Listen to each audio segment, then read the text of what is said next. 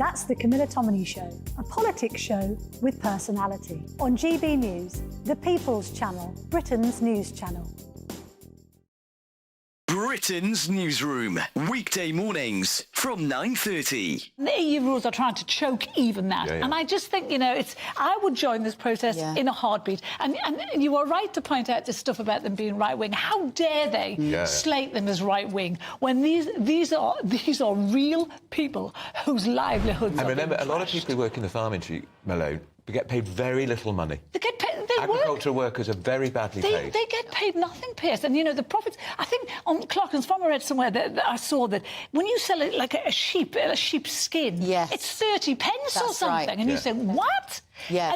And so you wonder how they can manage that. And I think after a year, Clarkson made a handful of pounds. He made like 90 quid profit or something. In a whole year working. But Carol makes a really good point, though, doesn't she, Nikki, about this idea that we go to the supermarkets, we shop there, we eat our food, we don't often give it a thing. And the farmers have become so frustrated by this idea that they are not respected. Absolutely. I mean, they're running what are effectively small businesses, often family businesses that are being passed down through generations. They also tend to know the land and the animals better than anyone else in those areas. I am all for green protests, I'm all for climate change activism, but actually... the only way you can do that is gradually. It's exactly what we've seen with Port Talbot. You can't just go in and say, you're not going to do it anymore this way. You've got to do it this way instead. The Tata Steel thing. Yes, exactly. You've got to do it this way instead. Lots of farmers are on board with protecting the planet, but they can't do it overnight. You've got to give them time. So they're protesting, they're saying no farmers, no food. When well, you it say can't you get any more support obvious. some of these environmental protests, you're not one of these closet supporters of Just Stop Oil, are you? I'm not a closet supporter. I think I've been quite open about Just Stop Oil. No. I don't like all their methods, but I do like the message. Any of them. But I do appreciate the message. But sometimes you've got to do difficult things. What they're asking for now, those protesters, are unrealistic. What these protesters are asking for is not unrealistic. No. 2024, a battleground year. The year the nation decides. As the parties gear up their campaigns for the next general election. Who will be left standing when the British people make one of the biggest decisions of their lives? Who will rise? And who will fall? Let's find out together. For every moment, the highs, the lows, the twists and turns. We'll be with you for every step of this journey. In 2024, GB News is Britain's election channel.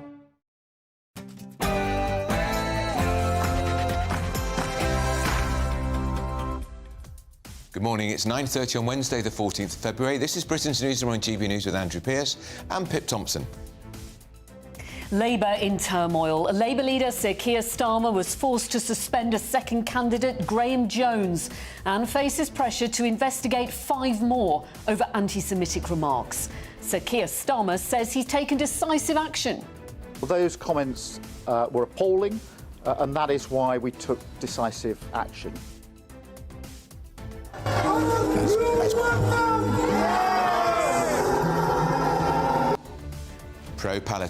Pro-Palestinian protesters held a demonstration outside the Tory MP Tobias Ellwood's home this week. Jonathan Gullis, another Tory MP, had this to say. Anyone in my community can challenge me, but if you dare come near my house, believe me, if the police aren't going to take action, I'll take action into my own hands, because I'm not having my 3-year-old daughter, my 2-year-old son and my fiancé put in danger because a bunch of thugs want to turn up outside my house and intimidate. My children and my fiancé should not fall victim to the fact that I happen to be the MP. Inflation remains at 4% and food prices fall for the first time in 2 years. The Chancellor says the job is not complete yet. So this is a time to stick to a plan that is clearly working, but we need to make sure that we really get to that end point of inflation at 2%. And homes for asylum seekers. Despite there being a major housing shortage in Britain, it's been revealed the Home Office is paying for 16,000 homes for asylum seekers.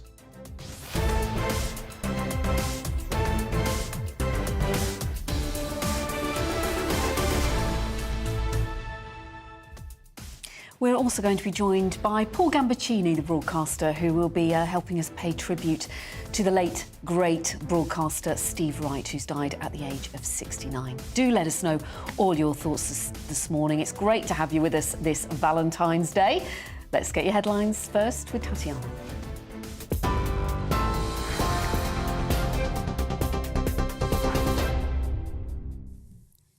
Pip, thank you very much. Your top stories from the GB Newsroom. The rate of inflation remains at 4% despite forecasters predicting a rise. It's the same as in December and below economists' expectations, including the Bank of England. Figures from the ONS found that food prices fell on a monthly basis for the first time since September 2021. The largest downward push on inflation came from furniture and household goods. Chancellor Jeremy Hunt says more needs to be done. Inflation never falls in a straight line. And although it's welcome that it hasn't gone up today, it is still double the target level of 2%. And we're not going to be able to relieve pressure on families until we hit that target and the Bank of England feels able to reduce interest rates. So this is a time to stick to a plan that is clearly working, but we need to make sure that we really get to that end point of inflation at 2%. Pressure is mounting for Sir Keir Starmer as a second Labour Party candidate has been suspended following accusations of anti-Semitism. Graham Jones allegedly suggested British people who volunteer to fight with the Israel Defence Forces should be locked up. It comes a day after Labour withdrew support for the party's candidate for the Rochdale by-election, Azar Ali, for suggesting Israel had taken the October 7th Hamas assault as a pretext to invade Gaza. Sir Keir vowed yesterday that his party has changed under his rule. And shoplifting has hit a record high, according to the British Retail Consortium, with almost 17 million incidents recorded last year. That's more than double compared to the year before, which had 8 million incidents. The amount lost to shoplifting cost retailers around £1.8 billion. That's a record sum and the first time it's surpassed the billion mark. Violence and abuse against shop workers also spiked last year, with about 1,300 incidents daily in the year to September. Shadow Home Secretary Yvette Cooper calls those figures shocking and describes the escalation as a failure on law and order. For all the latest stories, you can sign up to GB News Alerts by scanning the QR code on your screen, or you can go to gbnews.com/alerts.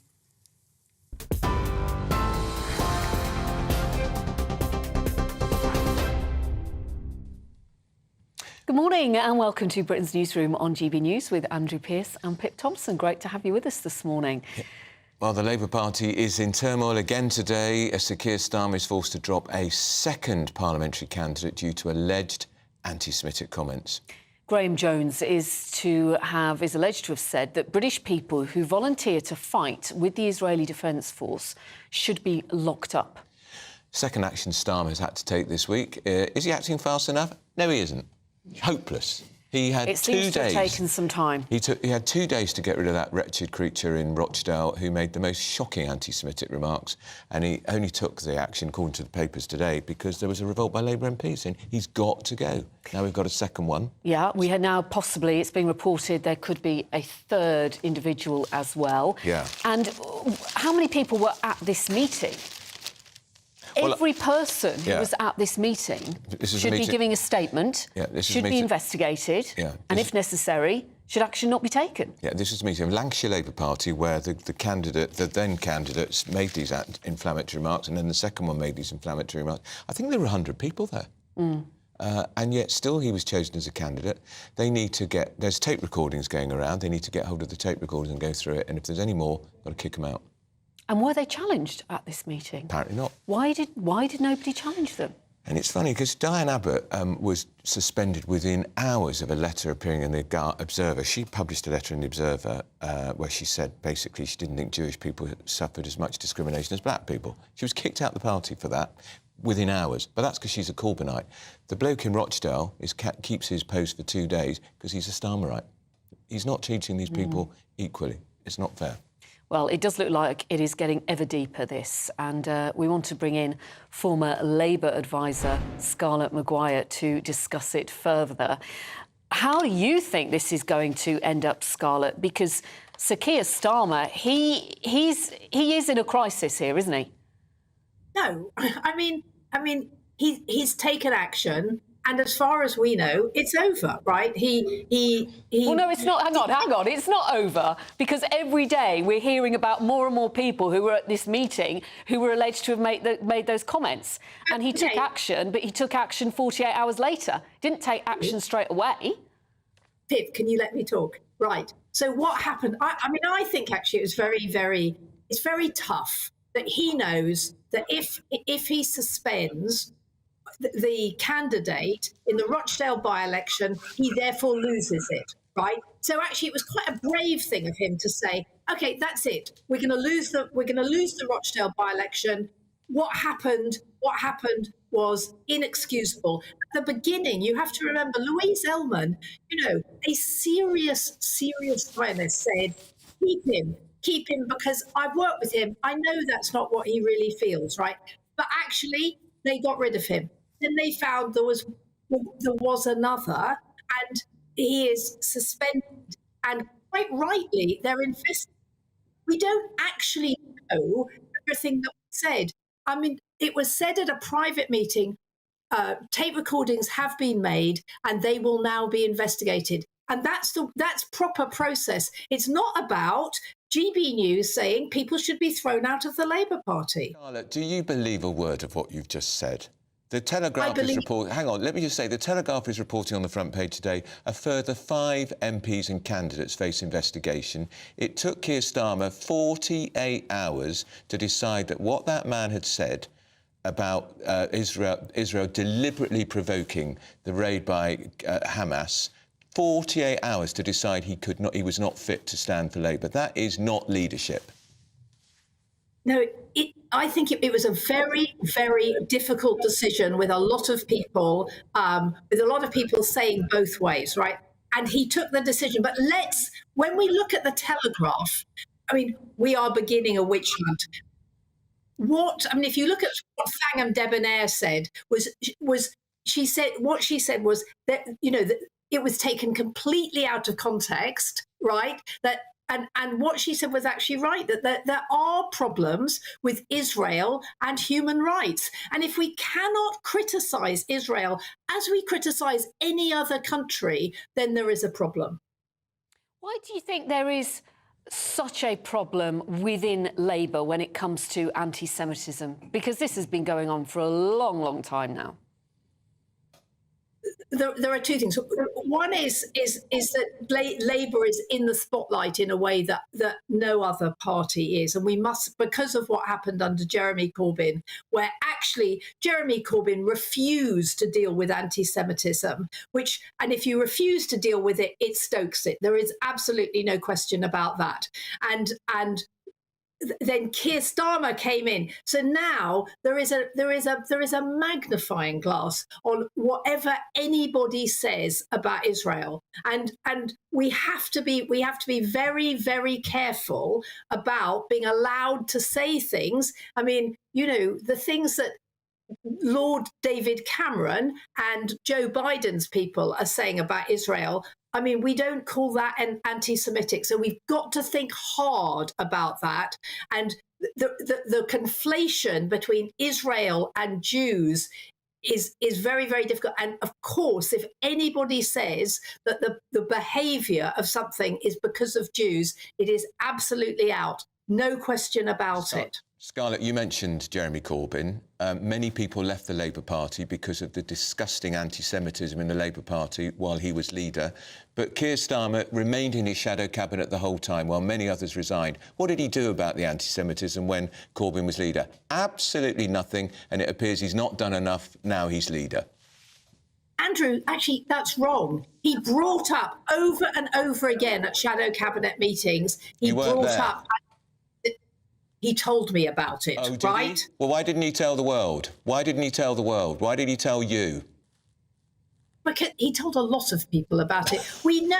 I mean, look, there's something called cabinet responsibility. You either fight inside or you leave, right? He decided to fight inside. He decided to take on Corbyn in the shadow cabinet. It would be totally wrong for him to have gone public. What he was trying to do was he was trying to change it. How difficult, Scarlett, is it now for the Labour Party, and embarrassing really, that on that ballot paper in Rochdale there are 3 former Labour Party members now? And for the people of Rochdale, it's just an awful situation for them, isn't it? No, it's terrible for the people of Rochdale. They don't have a Labour candidate to vote for. It's absolutely terrible. Right. All right, well, that's Scarlett Maguire, former advisor to the Labour Party. Plucky defence. Well, fair play Didn't to her. convince me. I do think there is a point that she made, and I think Eamon Holmes made this point a little bit earlier, about there has to be this distinction between criticising the actions of the Israeli government, which plenty of people are doing. That's fine. And making what are anti-Semitic comments. Yeah. And at the end of this, will it make people more reticent when it comes to criticising the Israeli government and what is happening in Gaza and the action that they are taking for fear of being perceived as anti-Semitic? It's quite clear what's anti-Semitism and what's criticism of Israel. Anti-Semitism is Jew-hating. It's simple as that. Let's bring our panel. Richard Tice is here. I mean, this is horrific. And what it's showing us, regrettably, is that the Labour Party is still absolutely riddled, bluntly, from top to bottom, with anti-Semitism. Activists, members, candidates, councillors. What about the vetting process? I mean, the grief that I get when one of my candidates might say there isn't a climate crisis, and apparently that's appalling. I mean, this is chalk and cheese compared to what's going on in the Labour Party. I just think it's utterly appalling. And then you see what's happened outside Tobias Ellwood's house with a former Labour candidate, the Tory MP, with these pro-Palestine... I tell you what, they're pro-Hamas marches. I went to have a chat with a group outside the BBC 10 days ago. They wouldn't have any form of discussion. They shouted, they abused me, they ramped up the noise. They didn't want to have any form of discussion at all. These people are not rational, they are vile, they're intimidating, they're anti-Semitic, and I think the Labour Party is riddled with it. Arlene Foster was with us too. Long-serving politician, you were the leader of the DUP, you were the First Minister. Did you ever have a baying mob outside your home? No, never. And I think for Tobias Ellwood and his family to have to endure that in their own private space is very, very concerning. And it's a new low, I think, in British politics, if I'm honest. But to go back to Rochdale, I mean, we had Tony Lloyd, who was the Member of Parliament, hugely respected man. Very nice man. Served in Northern Ireland in the Shadow Cabinet, loved by people right across the political spectrum. How on earth did the Labour Party select somebody such as this to replace him? I'm just amazed. Well, he's politically experienced, isn't he? He was an advisor, wasn't he, in Blair and Brown's government? But the point is, he made these comments at a meeting of the Labour Party, really inflammatory, offensive remarks. It was beyond belief that somebody wants to... And I'm sorry to say, for Siobhan to say that, you know, it was taken out of context. Scarlett, what context could make this right? I think the Labour Party has got to tell us all who was at that meeting. Who was at that meeting, senior figures in the Labour Party, who didn't think it was appropriate to raise a red flag? I think this was back in late October. It was. The fact that he then passed vetting and was approved as a candidate is frankly, unbelievable. Yeah. And he's just... And people like Scarlett saying, oh, he's a very moderate person. If that's moderate, as for Ali's moderate, what are the extremists saying? I mean, you've heard it on this channel before, but we are at Everest Base Camp of sectarian politics going right across the whole United Kingdom.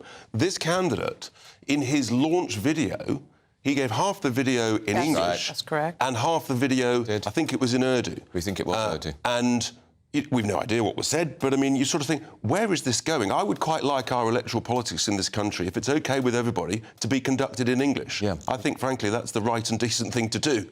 But I do feel although for the there electorate. is a huge ethnic minority in the country. We can't have why our... can't you cater to them as well? Well, they should learn English. If people want to enjoy the privilege of living in the United Kingdom and want to be involved in our electoral process, then it has to be conducted in English. I don't think that's unreasonable. Well, I think if there is a sizeable minority, you have a private meeting with them. If they need to ask questions and they don't speak English, then they can have that conversation with the candidate. But to do it in a launch video, I think was sending out a very strong message as to where he was coming from. And the electorate in Rochdale now don't have a Labour Party candidate to vote for. They have 3 ex-Labour Party candidates. It's very confusing for them. Very, very confusing. Now, you're going to stay with us. We have to go through, this is the law. The candidates standing in the Rochdale by-election are Ashar Ali, who is still the Labour Party candidate on the ballot paper.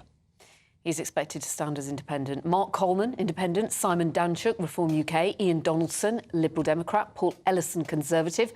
George Galloway, Workers' Party of Britain. Michael Howarth, independent. William Howarth, independent. Guy Otten, Green Party. Ravin Rodent, Subaltner. Official Monster, Raving Loony.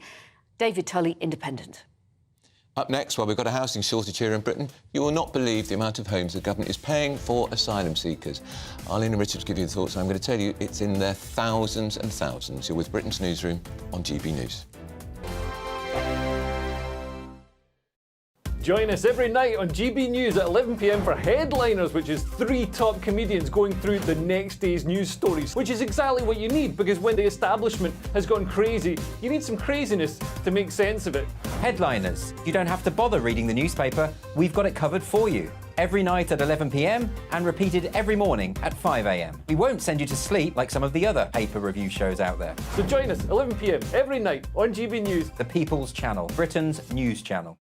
The Camilla Tominey Show, Sunday mornings from 9:30. I appreciate the story isn't in today's papers, but it has been running all week, and it's Yes. this row over the use of nitrogen hypoxia to kill this man who was on death row in Alabama. Alabama, yeah. And it's been linked back to you, and I wanted to ask you about it because this is intriguing, because you did a television show back in 2015 where you, I believe, tested this method of execution. Just tell me briefly about it, Michael. What happened? I didn't test this method of execution, and it was a bit longer ago than that. But what I did do was test hypoxia. So I tested various ways in which people are killed in the United States, and asked the question as to whether there was a more humane way of doing it. So I was put into hypoxic situations, for example, into a chamber run by the Netherlands Air Force, which simulated what happens if you're in an aircraft at 30,000 feet and suddenly the windows blow out. And what happened to me was that I was almost instantly rendered incapable. As an experiment, I was trying to play with children's toys, putting triangle shapes into triangle spaces, and I was quickly unable to do that. I was asked, what is 9 minus 5? And I said 5. And then the officer who was with me, the Air Force officer who was wearing an oxygen mask, said to me, Michael, put your mask on or you will die. And I was incapable of putting my own mask on. Now, this suggested that hypoxia was very fast acting. Yeah. And that you had... Obviously, I was in no pain or anything like that. I was just completely unaware. By the way, this is why, if you're on an aircraft and it depressurizes, you must put your own mask on first. But of course, I can't go on and draw conclusions. No. We did not experiment with nitrogen. But what I can say is it was evident to me that hypoxia renders you incapable almost instantaneously. I think the most exciting bit for me is talking to people. People who I think are ignored often by the major news channels. We're going to give news they want to hear. There's a voice there that needs to be heard. I think there's a chance here for a diversity of opinion to be expressed, which you don't find elsewhere. It's really exciting. We don't hold back. We're free to say how decisions that are taken here affect us all around the country. Only on GB News, the People's Channel, Britain's news channel.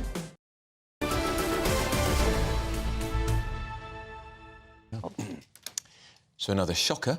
The Home Office has built up a stock of, get this, 16,000 properties for asylum seekers. Landlords are being offered 5-year guaranteed full rent deals in a bid to cut £8 million a day cost of housing migrants in hotels. And this is what the Home Office say. We continue to work across government with local authorities to identify a range of accommodation options to reduce the unacceptable use of hotels. The government remains committed to engaging local authorities and key stakeholders as part of this process. Well, Richard Tice and Arlene Foster still with us. Let's go to you first. By the way, the current waiting list for council housing in this country is 1.2 million. Yeah. 16,000 homes here on a 5-year lease to asylum seekers. It's going to infuriate people. It is. It's going to be very attractive to landlords because they're going to get paid on time and they're not going to have to worry about tenants as such. So what we've had here, we've had hotels, we've had the Bibi Stockholm, and now we're moving people into rented accommodation. I think it's a huge mistake. But I have to say the government are struggling to find a way to deal with the huge amount of immigrants that are here. But it's partly their own fault. Oh, yes. Because they haven't dealt with this legacy backlog. They should send them back. Well, of course, but they haven't been able to deal with the asylum system. Hasn't been able to deal with it. But it's worse than that, because actually the numbers are much bigger than this. This has been going on for months and months. I've been hearing these rumours, been approached by the likes of Serco offering these huge deals, together with all full repairing. So at the end of it, if there is an end of it, your house is put back into full repair. But of course, it increases rents locally because it's taking rental stock out of the normal open market for British citizens. So, I mean, it's like a treble whammy.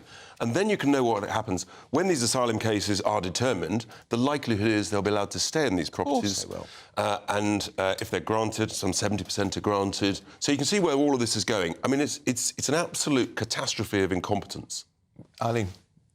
Well, I mean, this comes on the back of the whole issue of people converting to Christianity in order to stay, which, I mean, I think has been incredibly wrong and very painful for those of us who are Christians to see it happening, you know, for people to use Christianity as a way of staying in this country when quite clearly they're not in the faith at all. So there's a huge issue around immigration. I think Rishi Sunak in the GB News forum the other night recognised that. I think he is struggling with it, but this is going to really affect local communities when immigrants come into these local accommodations. They're young married couples, partners are trying to find a place to live and they can't do it because there's none available. It's going to cause huge resentment. It is going to cause resentment, and that is a problem. Yeah. I've already heard it on the streets. People say that whole street there is occupied by asylum seekers, which is a ghettoisation. Which is a ghettoisation, which is wrong. And then they get free cleaning, but free heating. But they do have to be housed somewhere. Well, so of course, where can they go? Do we get more barges? No, that's not going to happen. No, what actually you need to do is to determine the applications, as used to happen 20+ years ago, within a fortnight, make a quick decision, and then remove those that are rejected. That's what needs to happen. You're right, though, of course, because the government has incompetently let it get. They've got to determine these applications. We know the vast majority are economic migrants. As we're hearing with the Christianity scandal, too many of them, frankly, are fake and fraudulent. OK. Well, the government say they are tackling the issue. Not that everybody believes it. Right, still to come, we're going to be joined by the Jewish man who was jeered out of a comedy show at London's Soho Theater this week. This is Britain's Newsroom. That's next. A brighter outlook with Box Solar, sponsors of weather on GB News. Hello there, welcome to your latest GB News weather. I'm Greg Dewhurst. It's going to be mostly cloudy across the UK today. There'll be outbreaks of rain, but it is going to be mild. And we can see the cloud across the whole of the UK this morning, with the exception of northern and eastern Scotland. Some sunshine here, but a cold start, temperatures below freezing. As we move through the day, the cloud and the mild air and the rain pushes its way northeastwards, perhaps a few heavy bursts at times. A few glimmers of brightness from time to time, but most places staying cloudy. And temperatures, well, above average for the time of year, 14, 15 Celsius towards southern areas. Still chilly across far north of Scotland in some bright spells, 6 or 7 degrees. But moving through into the evening time, further cloud and rain pushing northwards. It will turn heavy at times, but there will be some drier interludes. But even in these drier slots, there'll be some drizzle in the winds. And then overnight, some heavier bursts of rain starting to develop, and exceptionally mild, 11 or 12 Celsius as a minimum, higher than where they should be for during the daytime at this point in the year. So a wet start to Thursday across many areas, but particularly across parts of the Midlands, northern England. Through the day, the rain continues here. Further north and west, outbreaks of rain too. A few glimmers of brightness perhaps towards the southeast and also parts of Northern Ireland, and exceptionally mild for everyone, where we do see some glimmers of sunshine. 15 or 16 Celsius is possible, well above where they should be for the time of year. See you again soon. That warm feeling inside from Boxed Boilers, sponsors of weather on GB News. And still to come, a new poll suggests more than half of us think Starmer should have kept the Labour Party's £28 billion a year annual Green Pledge. Really? Half of us? Not me. We're going to be digging into that very shortly. Do stay with us, plenty more to come, including, of course, your views. That is the most important part of this programme. This is Britain's Newsroom on GB News. Wake up to the headlines with Headliners every morning at 5 a.m.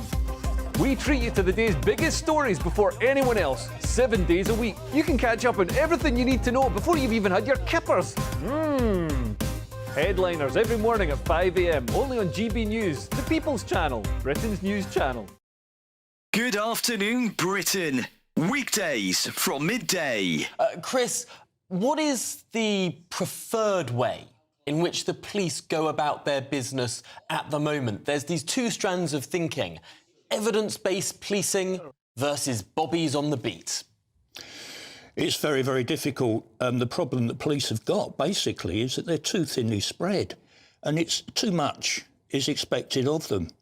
There's a long list, isn't it? Every month we hear police need to do more about this, police need to do more about that, and police do their best.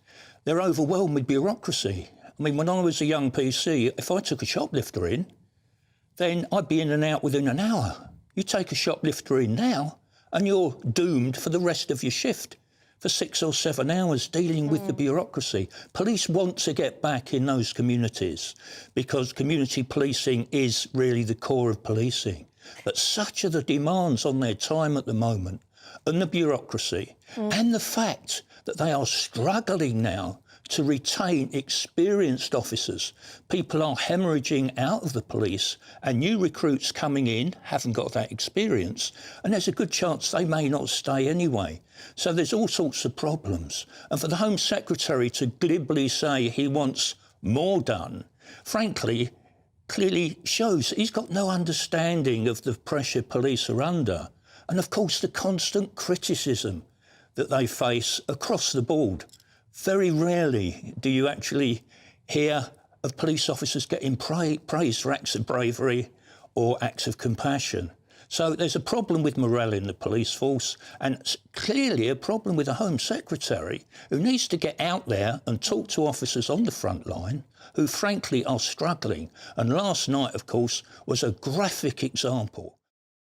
Every Sunday from 11, join Michael Portillo. There will be topical discussion, looking at the week before and the week to come. So kick back and relax at 11 a.m. on Sundays on GB News with me, Michael Portillo. GB News, the People's Channel, Britain's news channel. When the news happens, it happens here. And really important breaking news. Breaking news this morning. On TV, radio and online, the news starts here on Britain's Newsroom. All the biggest stories and the answers that you need from across the UK and beyond. Join Britain's Newsroom from 9:30 on GB News. The People's Channel, Britain's news channel.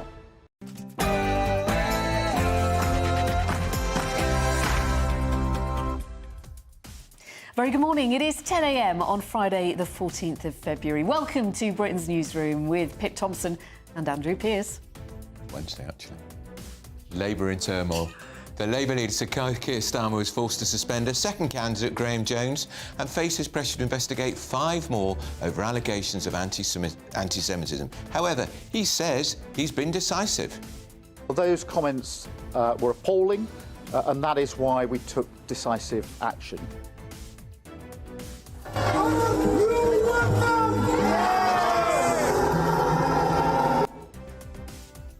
As pro-Palestinian protesters hold a demonstration outside Tory MP's Tobias Ellwood's home this week, his colleague Jonathan Gullis, another Tory MP, well, he has this response. Anyone in my community can challenge me, but if you dare come near my house, believe me, if the police aren't going to take action, I'll take action into my own hands, because I'm not having my 3-year-old daughter, my 2-year-old son and my fiancé put in danger because a bunch of thugs want to turn up outside my house and intimidate. My children and my fiancé should not fall victim to the fact that I happen to be the MP. Inflation remains 4% and food prices fall for the first time in 2 years. Our business and economics editor Liam Halligan has more.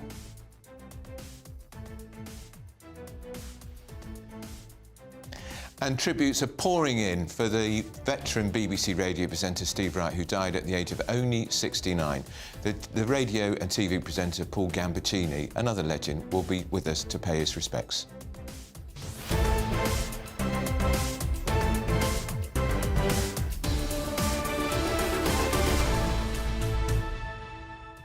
And as you saw there, Liam Halligan is camera ready. He just needs a bit of powder on his nose. And then we'll hear all about inflation, which remains at 4% today. Better than expected, because they thought it might be going up. Let us know your thoughts on all of our talking points today. Email us at gbviews@gbnews.com. But first, here is your latest news with Tatiana Sanchez.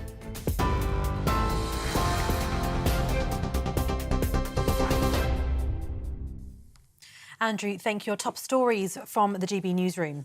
The rate of inflation remains at 4% despite forecasters predicting a rise. It's the same as in December and below economists' expectations, including the Bank of England. Figures from the ONS found that food prices fell on a monthly basis for the first time since September 2021. The largest downward push on inflation came from furniture and household goods. The Prime Minister, Rishi Sunak, has insisted the economy has turned a corner as he held his first Business Council meeting of the year. However, Chancellor Jeremy Hunt says more needs to be done.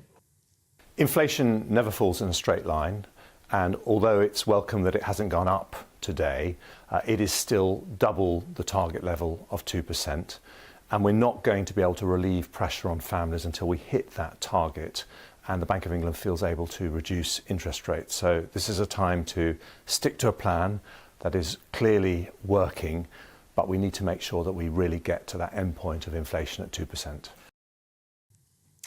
The average UK house price fell by £4,000 last year. Figures from the Office for National Statistics found a typical house in the UK is £285,000. Property values fell annually by 2.1% in England and by 2.5% in Wales, but they increased by 3.3% in Scotland and 1.4% in Northern Ireland.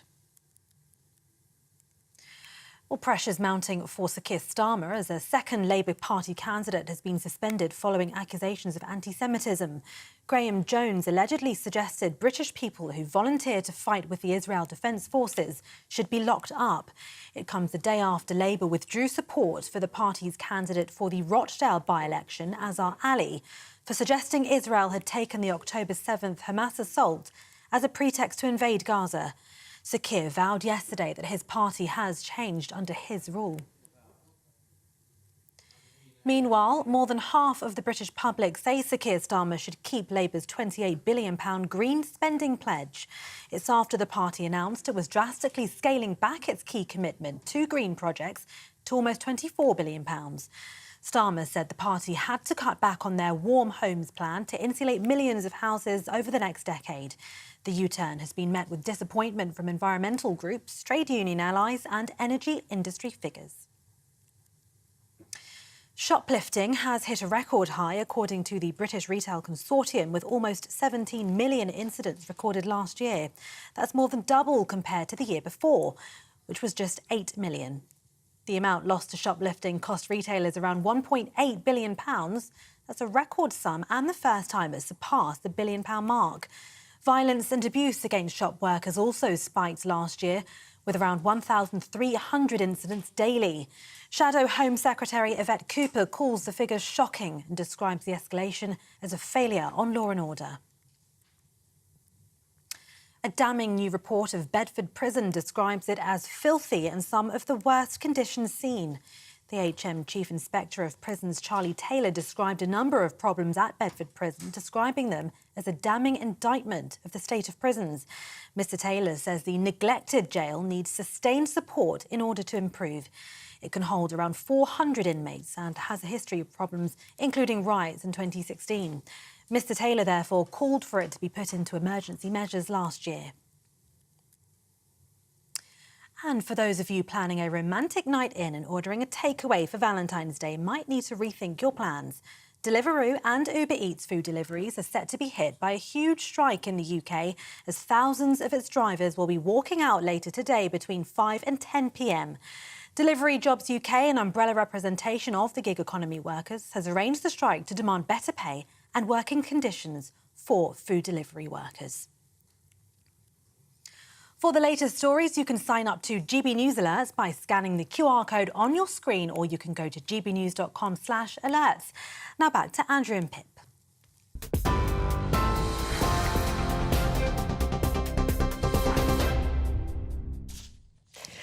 Diana, thank you very much. Yeah, lots getting in touch. I mean, people are really talking about the Labour Party a lot. Extraordinary politics, isn't it? The Tories have been on the ropes over so many issues for so long. But this is a big problem for Labour, and it's not going to go away. And David says, we hear many saying Labour don't have a realistic plan to save the UK, but those comments must be applied to the Conservative Party. And he goes on to praise reform.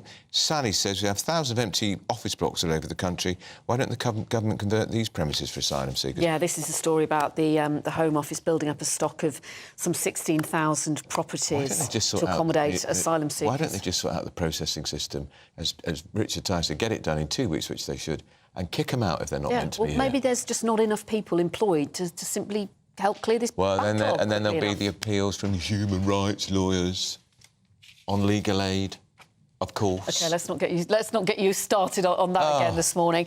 We also have tributes to you. We're coming to you in a minute. We also have a lovely tribute to Steve Wright, the broadcaster, the legend. I know we keep saying legend, and it's a word too easily used these days, but I think many of you will agree he really, really was. Passed away at the age of 69. Paul, good morning. Truly a giant of radio, you say. One of those soothing, totally natural radio voices that brought comfort in the mad world that we live in. Sadly, not appreciated by the BBC. And shame on the BBC, because they took him off that afternoon show, which was hugely popular, huge figures, and since they got rid of him and Ken Bruce, they've lost more than 1 million listeners. Yeah. Shame on them. Yeah. Wonder if they got rid of them because they're a bit too old. Well, wrong decision. Really wrong decision, say many. And Huey, good morning. Great show, thank you. Both looking well. Andrew's hair is tidy. Does that mean tidy for a change? And Pip's lipstick colour has a very Valentine look. Not on purpose. Well, Eamon Holmes was talking about your outfit, saying you look good enough to like eat. a mint humbug or something. Yeah, it is. Now. Anyway, let's move on to much more important things because, well, we are going to be talking to Liam Halligan, who just popped up there a moment ago, about inflation. That's coming very shortly. That remains... Not many people expected this, but it has remained stuck at 4%. But did you see this? A group of pro-Palestine protesters, it was a mob actually, gathered outside the Tory MP Tobias Ellwood's house in Bournemouth, and this is what happened. I'm not only for the Palestinian people. You are here. You are everywhere. Save the world. Really appalling. They accuse him of genocide because he supports Israel's right to take the conflict to Hamas, the terrorists who marched into Israel in the worst atrocities. Do you know what? I don't think it even 50 matters years. what it is about. It is the fact that you've gone to somebody's home, their place of sanctuary.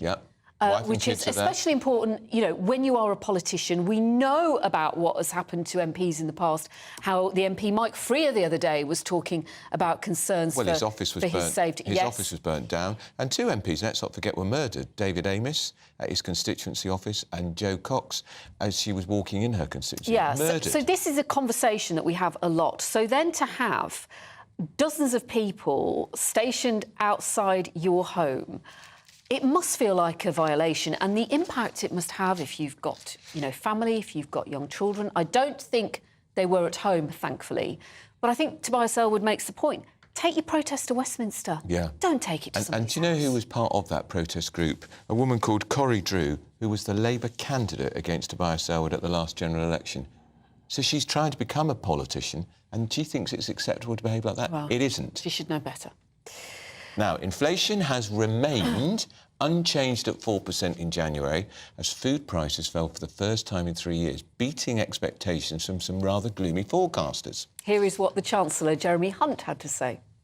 Inflation never falls in a straight line, and although it's welcome that it hasn't gone up today, it is still double the target level of 2%, and we're not going to be able to relieve pressure on families until we hit that target and the Bank of England feels able to reduce interest rates. So this is a time to stick to a plan that is clearly working, but we need to make sure that we really get to that end point of inflation at 2%. Well, in the studio is our business and economics editor, Liam Halligan. Liam, if I had £1 for every time I've heard a chancellor say inflation doesn't fall in a straight line, I'd be a very rich man, wouldn't I? He's got a point, though. Inflation is generally coming down. As recently as October 2022, inflation was 11.1%, a 40-year high. It's now been confirmed it was 4% during the year to January. So what does that mean? That means that in January last month, prices on average were 4% higher than in January 2023. We can see that on the screen there. Why was inflation still pretty high? It's double the Bank of England's target. Why did it stay the same and not come down? Because we had higher gas and electricity prices last month. That Ofgem energy price cap, basically the regulator telling the energy firms they could charge more. You said food price inflation came down. It did, December to January. Right. But on the year, compared to January 2023, food prices are still 7% higher on average. And that really hurts families. That really hurts families, particularly poorer families who spend more of their money on food. Yeah. Food price inflation was almost 20% this time last year. It's down to 7%, but still higher than it should be. Some parts of the economy are seeing actual falls in prices. One is transport, because the price of petrol and diesel compared to this time last year is lower. So transport inflation overall is negative. That means prices have actually come down. Right. So just to be clear, overall inflation is 4%. That doesn't mean prices have come down. It means that prices are 4% higher than they were a year ago, which is lower than it was back a year or so ago when it was 11%, but still double the Bank of England's target. What does this mean for interest rates, Liam? So the Bank of England next meets the 9 members of the Monetary Policy Committee. And if I had a pound for every person in the GB News newsroom or in my contacts books that contacted me about what should I do with my mortgage, then I'd be a rich man, Andrew Pearce. So the Monetary Policy Committee of the Bank of England, the 9 economists, they meet on the 21st of March. They meet 8 times a year. That's their next meeting, the 21st of March. It's really hard to envisage them lowering interest rates when inflation itself isn't coming down, right? Interest rates come down because they're not worried about inflation. They don't need to slow down the economy anymore. They can let the economy speed back up. But when when inflation is flat and not coming down, they're going to keep interest rates where they are. So I don't think we'll get an interest rate cut in March. I think the first one will be in April and May after the US have cut their interest rates. GDP figures are out tomorrow. This is really interesting. Now, are they expected to be lower? No, so, look, this is really interesting tomorrow because we're not actually allowed to say political things tomorrow because there are the by-elections in Kingsdown and Wellingborough. Peter Bone and Chris Skidmore, the Tories who are being replaced, probably not by Tories, that's what the betting odds say. But at 7 o'clock tomorrow morning, the GDP numbers are going to come out, the size of the overall economy, and they're probably going to show that Britain went into recession. What does that mean? In the third quarter of last year, so August, September, October, GDP shrank, and in the final quarter, up to December, they're probably going to show tomorrow that they shrank as well. 2 successive quarters of economic contraction. That's a recession. And that will be the first recession in the UK outside of the pandemic, when, of course, we went into recession. We shut the economy down. The economy contracted. It will be the first non-COVID era recession since 2009. So here are the Tories saying, trust us on the economy. We're going to delay the election because interest rates are going to come down. There's going to be a feel-good factor. It's all going to get better. But the first big economic headline of the year is, by the way, Britain went into recession at the end of last year. And it's that will be damaging. That will be damaging. Of course it will. And it's a technical recession in the sense that we're probably already out of recession. We're probably already out of recession. There's a lot of business and consumer confidence in January. That's coming out in the survey data. I think that will be shown in the GDP numbers when they come out in a month and a day's time. But the thing about GDP numbers is they're backward-looking. So it will say that we were in recession at the back end of last year. But that's not going to stop Labour making huge hay. And it will be just marginal, Andrew. Look, the economy contracted in the third quarter by 0.1%, right? The smallest possible contraction that the Office for National Statistics measures. And I was looking at the numbers over the weekend. It's the sort of thing I do. And I think if there is a contraction in the fourth quarter of last year, it will be again by 0.1, maybe 0.15, 0.2%. Tiny, tiny, weeny margins of economic contraction. But still, the headline will be the dreaded R word, recession. OK, Germany's in recession, a lot of the Eurozone's in recession, but that won't matter. This will just be seen as Tory incompetence. Inflation's not falling, and we're in a recession. That will be the Labour press release. But is there any, I was to say, is there any of this expectation management going on here? Because wouldn't be the first time politicians have suggested something's going to happen, and it doesn't happen, so people think, Oh. Well, the reason you're so sick of Jeremy Hunt saying inflation doesn't fall in a straight line is because the government press machine has basically been saying that every day for the last 10 days. Yeah. When it became clear there were some technical numbers came out that most people wouldn't notice, but the ONS noticed them, Downing Street noticed them, which made it pretty much nailed on that inflation was going to be either level today or slightly going up. So the government will think they've got away with something because at least inflation isn't going up. So that steals that headline off Labour. But it isn't coming down either. No. And when your whole of your election strategy, such as it is, if the Tories have a strategy, is wait until the economy gets better and you have a recession and inflation not falling, and they're your two big headlines as you go into crucial by-elections on which Starmer's leadership to some extent depends, it's not a pretty mix. Tomorrow's going to be a very, very busy day, and it's going to be very hard for me to talk about the economic numbers, which I must, in a way that isn't, you know, by definition political, which I'm not allowed to do by law. Well, there's a challenge. That's how we earn our crust. A challenge that you will pass with your usual flying colours. Flying colours. Apparently there's a huge debate on the social media about whether Liam should get his hair cut. Do you think I should get my hair cut, Pip? You've got a great head of hair. Well, so have you, darling, if I may say so. But So why do so many men, in particular, why do so many bald men tell me that I should get a haircut? They're jealous. Yeah, exactly. Bane of my life, bald men. Yeah. You're talking about William Hague? I quite like William Hague. Oh. Let's remind you. He used to be a Tory.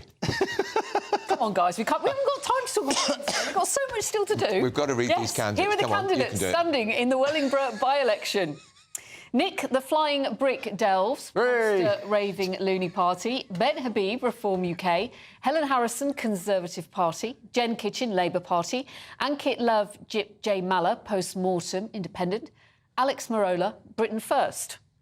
Will Morris, Green Party. Andre Pine Bailey, Independent. Anna Savage Gunn, Liberal Democrat. Marion Turner Hawes, Independent. Kevin Watts, Independent. OK, do stay with us on Britain's Newsroom. Still to come, Sir Keir Starmer under huge pressure as he vows to take decisive action on anti-Semitism within his party. But is he doing it fast enough? This is Britain's Newsroom on GB News. In the GB Newsroom, we bring you the news as it happens. With our team of dedicated journalists across the UK, we're ready to give you accurate reporting every day. When the news breaks, we'll be there with bulletins on GB News, the People's Channel, Britain's news channel. Lee Anderson's Real World. Fridays from 7 p.m. Dr. Jane Jones, who's the clinical lead for Care After Combat. Yeah. Jane, thanks for coming. And just tell me a little bit about your organisation. What do you do? OK, well, thank you for having me here so we can talk about Care After Combat. So we are an organisation, a charity, who work into the prison system, working with military veterans who've somehow got involved with the justice system and... So there's quite a high population of ex-servicemen and women in our prisons. Why is that, do you think? So 2014, the government did a review of who was resident in UK prisons, and what they found were that military veterans are the highest occupational group, and this obviously raises some concerns. Yeah. So the government wanted to do something about that, and so they supported Care After Combat initially, just as a scoping exercise, really, to see if there was any way we could help these men and women actually, you know, understand the problems that led to offending behaviour and go on to lead successful lives. So what sort of offending behaviour are we talking typically for people that's in prison that's actually served in our armed forces? Primarily, it's violence. Yeah. So that is the highest offence that we work with. Okay. But of course, the military, as with everybody else, it's the full range of offending behaviour. OK, so we're in a pub, Jane, Dr. Jane, and I guess for some people, you know, the odd tip of alcohol is good, a bit of fun of a weekend, relax, let your hair down. But for some people, alcohol is not always their best friend, and I guess that plays a part in some of your veterans that end up inside. Yeah. Absolutely. So, speaking from my own experience, a good 2/3 of the people I work with have some kind of mental health problem or mental health difficulty, struggling to either adapt into civilian life or with some of the traumas they've experienced during service. People might self-medicate with alcohol to manage some of those thoughts and feelings. Yeah. Your weekend starts here with Friday Night Live with me, Mark Dolan, 8 till 9 on GB News. Big stories, big guests and big laughs as we get you ready for a cracking weekend. That's Friday Night Live with Mark Dolan. Fridays 8 till 9 on GB News. Bring your own drinks. The admission's free. Have a great Saturday night with me, Leo Curse, on the Saturday Night Showdown. It's a crazy world out there, so come and make fun of it with me, my panel of comedians, and a couple of people who actually know what they're talking about. The Saturday Night Showdown is your front row ticket to the clown show every Saturday, only on GB News, the People's Channel, Britain's news channel. And it's 10:22 with Britain's Newsroom on GB News with Andrew Pearce and Pip Thompson. We are joined this morning, good morning to you both, by former Labour MP Stephen Pound and broadcaster Mike Parry. And there is plenty to get through, chaps. Yes. Where are we going to start, well, Mike? I think we should ask Stephen Pound first to defend the indefensible. Go on, have a go, Stephen. Hopeless response. No, I mean, I would say it could have been done a bit quicker. Should be done quicker, but the reality is he's done the right thing. But look, this is a horrendous situation, and it's one that just when we thought we were dragging ourselves away from this foul swamp of anti-Semitism, suddenly now we're up to our necks in it again. I'm amazed at Graham Jones. It's only going to continue, though, isn't it?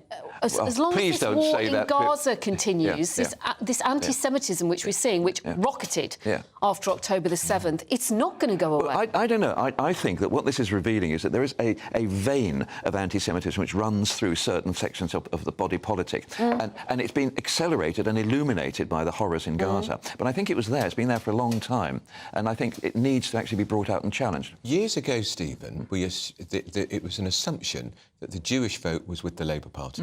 That was the case. So you think about Lord Goodman, people like that, towering figures in the Jewish... We think about Manny Shinwell and... big figures in the Labour Party. This anti-Semitism problem seems to be a problem for your party. And is it because you've embraced so many people from the Muslim community? I tell you what's very, very strange. You know, when I first got involved in politics, Israel was considered to be the shining city on the hill. The kibbutzim were considered... Well, it's a democracy in the Middle East. Well, but it was also the idea, it was practical socialism, making the desert bloom, and it's wonderful. And it's somehow gone from that to this present situation. I don't think it's entirely an issue of Muslim voters. I've stood and watched a couple of these huge demonstrations. Believe you me, they're not majority Muslim. That's very true. That's true. And I think, Richard Tice said they're all Hamas supporters. I don't think everybody would agree with that either. There are people on those rallies who are marching anti-Semitic. And for a ceasefire. They're not all Hamas supporters, Mark. No, they're not all Hamas supporters, but there is a very big anti-Jewish feeling. There's only 270,000 Jewish people in this country, and yet there are millions of people now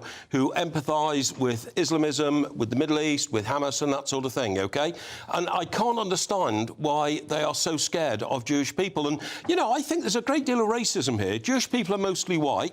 They're kind of prosperous because they're good at business, and there's an envy factor there. And of course, there's over the last 20 or 30 years, there's been a growing pro-Arabic Middle East feeling, which, of course, reflects against Israel and Jewish people, who are the only democracy in the Middle East. Now, in this particular case, once again, isn't this a case of he wouldn't have apologised if he hadn't been found out? Absolutely right. I mean, at the original meeting, a load of people there, a selection meeting, never once raised their voice and said, oh, come on, Ali, that's a bit strong, isn't it? You're trying to make out that Israel deliberately allowed this to take place. That is the thinking of a nutcase, not just somebody who is anti-Jewish. And Mike, his defenders say he's a very moderate, reasonable man. If he's moderate and reasonable, what are the others? Well, there is a talk that one of the reasons he wasn't acted against initially is because he's very pro-Starmer.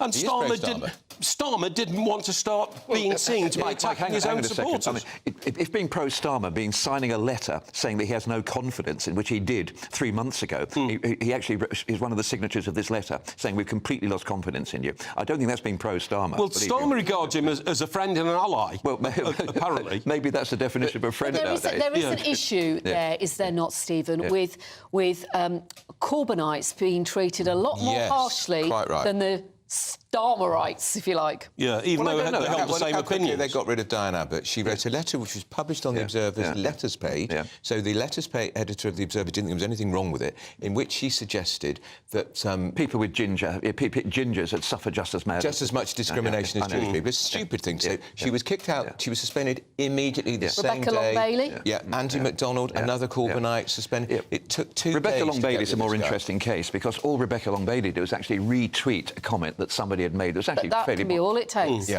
Well, I take your point, but I mean, don't forget, Diane Abbott is still in the Labour. She's actually lost the Labour whip, but she's still probably going to stand as a candidate. We haven't knocked her off from that yet. Yeah. But what this is really indicative here is this thread, this vein that's running through British society, and it goes right the way back hundreds, if not thousands of years. And I think that is profoundly right. But I agree with Mike. What is it about the Jewish people that so terrifies others? I don't know. Why is there so much hatred against them? And I do honestly think that, you know, the Jewish community is mostly all white. So I think there's racism involved here. And they're hard-working and that sort of thing. But particularly as the situation in the Middle East has got more and more tense over the decades, they now see Israel as anti-Arabic, even though Israel, in my view, tried to keep the peace in the Middle East, you know, and that fires them as well. Also, getting back to this original meeting, a guy called Graham Jones, who you may know, he's a former Labour MP. He wants to become a Labour MP. And at the same meeting, he was describing Israel in very detrimental terms, using swear words. I know Graham very well indeed. People up if they fight for the Israeli army. Why shouldn't they fight for the Israeli army? Well, the reality is, I mean, would you say that to Clement Attlee back in the 30s when he went to fight in Spain? No, I mean, I think Graham Jones, who I've known very well indeed, we spent a lot of time in Romania together and various other places. I was very surprised to read that and very, very disturbed and very unhappy about it. Paying to the gallery, wasn't he? Yeah. I think he was saying what they wanted to hear. Of course he was. Well, that makes him unfit to be an MP then, in my opinion, Stephen, because, you know, if you know him and you're regarded as a guy who's, you know, had a stellar career in politics, and if you regard him as unsavoury, that to me is an indication. Is there an issue here, perhaps, that because it was a by-election, Tony Lloyd passed away? Yeah. It was a very small time frame to get this candidate in place, and therefore that could have led to a lack of scrutiny. Well, I'll be at Tony's funeral in Manchester this Friday, and I knew Tony. I don't know, he and I were the team in Northern Ireland for many, many years. I spoke to Tony on the phone a couple of weeks before he passed. He knew that he was in the departure lounge. So the party did have enough warning about that. They were aware of this. But I mean, getting back to this this situation with the Jewish people. I mean, what is it? Is it fear? Is it envy? I mean, what is it? Because there's definitely something there. And well, it goes right back to the basis of communism, doesn't it? And capitalism. You know, capitalism had to be eradicated according to Stalin and Lenin, right?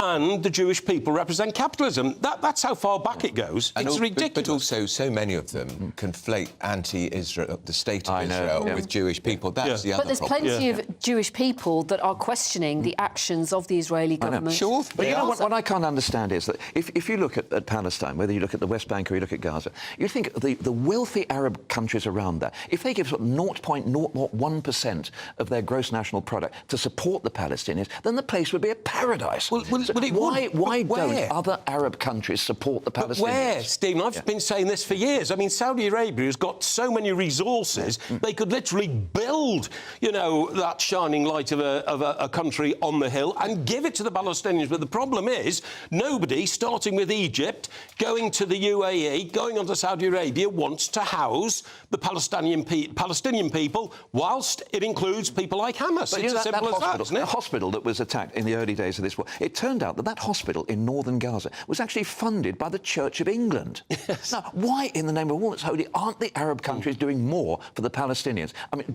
could it possibly be that they like to have the idea that this is an arrow pointing at the heart of Israel? Is it anti-Israeli sentiment? Well, who knows? But I think for Labour this is a big problem because it's going to run and run. As Pip's point, while this war continues in Gaza... Will only get worse. I know, we've got dreadful inflation figures today, and they've been pushed off the front page by this. Well, not really. I mean, they've stood where they are. It's supposed to go up, and it stayed still. But very moderate people are now questioning what Israel are doing because Netanyahu seems so intractable in his mission. But, again, that's been knocked off the front page by these latest comments. The I mean, this just strengthens Netanyahu's hand, because he's going to say they're now accusing us of starting it. We can't stop. You know, I mean, it's ridiculous, isn't it? Well, he knows as well that as soon as they do stop, he's out. Yeah, he does. Yeah, or in jail. I mean, he's got a problem. Yeah. Thank you both. You'll be back. See you again very shortly. We are going to be talking about how the comedian Paul Curry was banned from Soho Theater after apparently hounding out Jewish audience members. And there are rumours that his show could be cancelled completely. We're going to be delving into that with one of those audience members.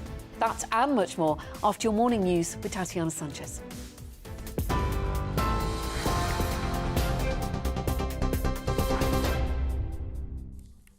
Pip, thank you very much. Your top stories from the GB Newsroom. The rate of inflation remains at 4% despite forecasters predicting a rise. It's the same as in December and below economists' expectations, including the Bank of England. Figures from the ONS found that food prices fell on a monthly basis for the first time since September 2021. The largest downward push on inflation came from furniture and household goods. The Prime Minister has insisted the economy has turned a corner as he held his first Business Council meeting of the year. However, Chancellor Jeremy Hunt says more needs to be done. Inflation never falls in a straight line, and although it's welcome that it hasn't gone up today, it is still double the target level of 2%, and we're not going to be able to relieve pressure on families until we hit that target and the Bank of England feels able to reduce interest rates. So this is a time to stick to a plan that is clearly working, but we need to make sure that we really get to that end point of inflation at 2%. For those who are looking to get onto the property ladder, the average UK house price has fallen by £4,000 last year. Figures from the Office for National Statistics found a typical house in the UK is £285,000. Property values fell annually by 2.1% in England and by 2.5% in Wales, but they increased by 3.3% in Scotland and 1.4% in Northern Ireland. And pressures mounting for Sir Keir Starmer as a second Labour Party candidate has been suspended following accusations of anti-Semitism. Graham Jones allegedly suggested British people who volunteer to fight with the Israel Defence Forces should be locked up. It comes a day after Labour withdrew support for the party's candidate for the Rochdale by-election, Azhar Ali, for suggesting Israel had taken the October 7th Hamas assault as a pretext to invade Gaza. Sir Keir vowed yesterday that his party has changed under his rule. For the latest stories, sign up to GB News Alerts by scanning the QR code on your screen or go to gbnews.com/alerts.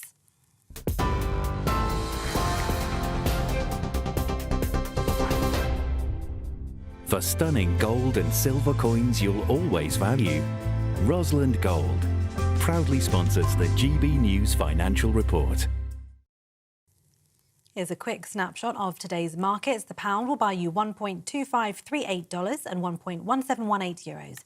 The price of gold is £1,588.42 per ounce, and the FTSE 100 at 7,563 points. Rosalind Gold proudly sponsors the GB News Financial Report.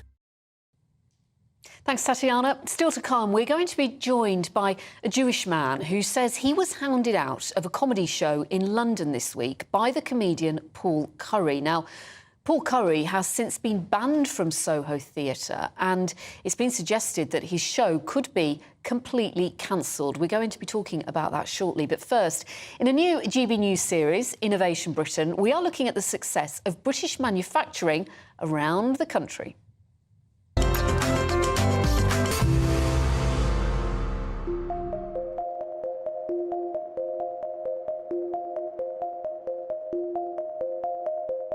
We've come to the oldest borough in England. It's Malmesbury. That's correct. King Athelstan's gaff. If we would have had the Thames, I think we would have been London, but unfortunately we're not. Unfortunately, we're not in London, no. We're in Malmesbury, and it might be one of the oldest places in the UK, but we've got actually a really brand new product here, Chris. Yeah. What have you guys designed? Absolutely. So Sweetenham and Bradley, so we are a subcontract sheet metal company, but we're actually looking into making our own products now. This is a manhole guardian, so it's an arrest device to fit inside the manhole cover when you're working on it. So it will literally clamp inside the chamber of the manhole, enable people to still access, but more importantly, not fall into the manhole, which does happen. We actually developed this because we work on defib cabinets, we manufacture defib cabinets, we manufacture bleed kits.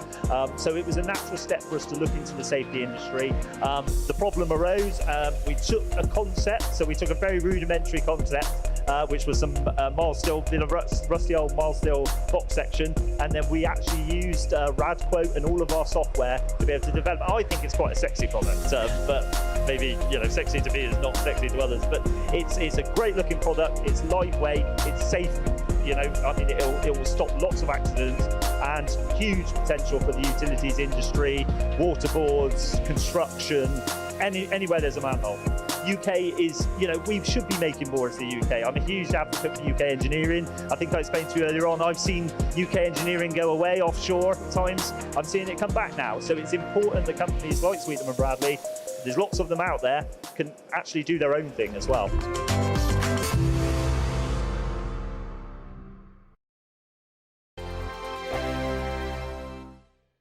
Good afternoon, Britain. Good afternoon, Britain. Join us, Tom and Emily, To find out what's happening in the heart of Westminster. and why it matters to you.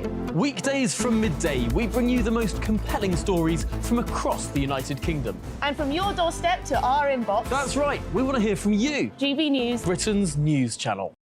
When the news happens, it happens here. And really important breaking news. Breaking news this morning. On TV, radio and online, the news starts here on Britain's Newsroom. All the biggest stories and the answers that you need from across the UK and beyond. Join Britain's Newsroom from 9:30 on GB News. The People's Channel, Britain's news channel. Patrick Christie's Tonight. Weekdays from 9 p.m. We have let Islamist extremism into Britain, we've let it fester, and now we've let it win. Our absolutely spineless surrender merchant political top brass are rolling over while government ministers wear stab vests and quit their jobs in fear. Veteran Tory Minister Mike Freer has had death threats from Islamists as well as an alleged arson attack on his office. The motive there has still not been established. He's standing down because he doesn't want to die. I cannot emphasise how important this is. A minister of the government is quitting his job because he doesn't want to be killed by a lunatic jihadi. And our Prime Minister has said absolutely nothing. Nothing. A spokesman for Rishi Sunak said he was saddened. Is that it? Our Prime Minister should have been out on the steps of Downing Street saying that we will not be intimidated. We will not let this continue. Enough is enough. What does he do instead? He tweets about XL bullies. Yeah, fantastic. Where's Keir Starmer on this? Well, he's conducting focus groups on how to get the Muslim vote back, so he's hardly going to come out all guns blazing, is he? Ed Davey? Well, there's no way a Liberal Democrat leader would come out and admit that his ideology has helped turn Britain into a poster nation for multicultural failure. The police have let protesters, which include rabid anti-Semites, rampage around London every flipping Saturday for the last 3 months. And today, they are finally saying that they don't support some of the protests, which in the past have included a now banned terror group and people holding up anti-Jewish signs. They're saying, please don't march down Whitehall. All right, but will you do anything to stop them if they ignore you? I doubt it. I honestly cannot believe that we have sunk to the level where a serving minister stands down because of threats from extremists and our Prime Minister just doesn't feel the need to address it. Wake up to the headlines with Headliners every morning at 5 a.m. We treat you to the day's biggest stories before anyone else, 7 days a week. You can catch up on everything you need to know before you've even had your kippers. Headliners every morning at 5 a.m. only on GB News, the People's Channel, Britain's news channel.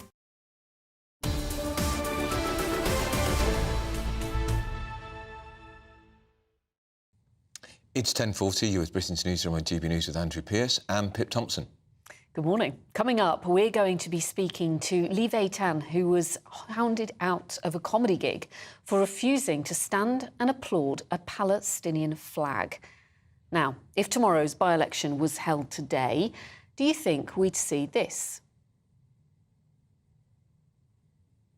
What do you think that is, Andrew? Blimey, something to do with Valentine's Day. Well, it's not. It's all to do with an election, actually. Extraordinary. Yes, these are heart-shaped balloons and chocolates. They're welcome voters to a pink polling station in Bali as India's presidential election falls on Valentine's Day. That's a bit of a bribe, isn't it? Can you imagine if it was the by-election, if it was the by-election today, or even election day today, and you go to your polling station and you're greeted by that sight? And I wonder if you get to keep the chocolates.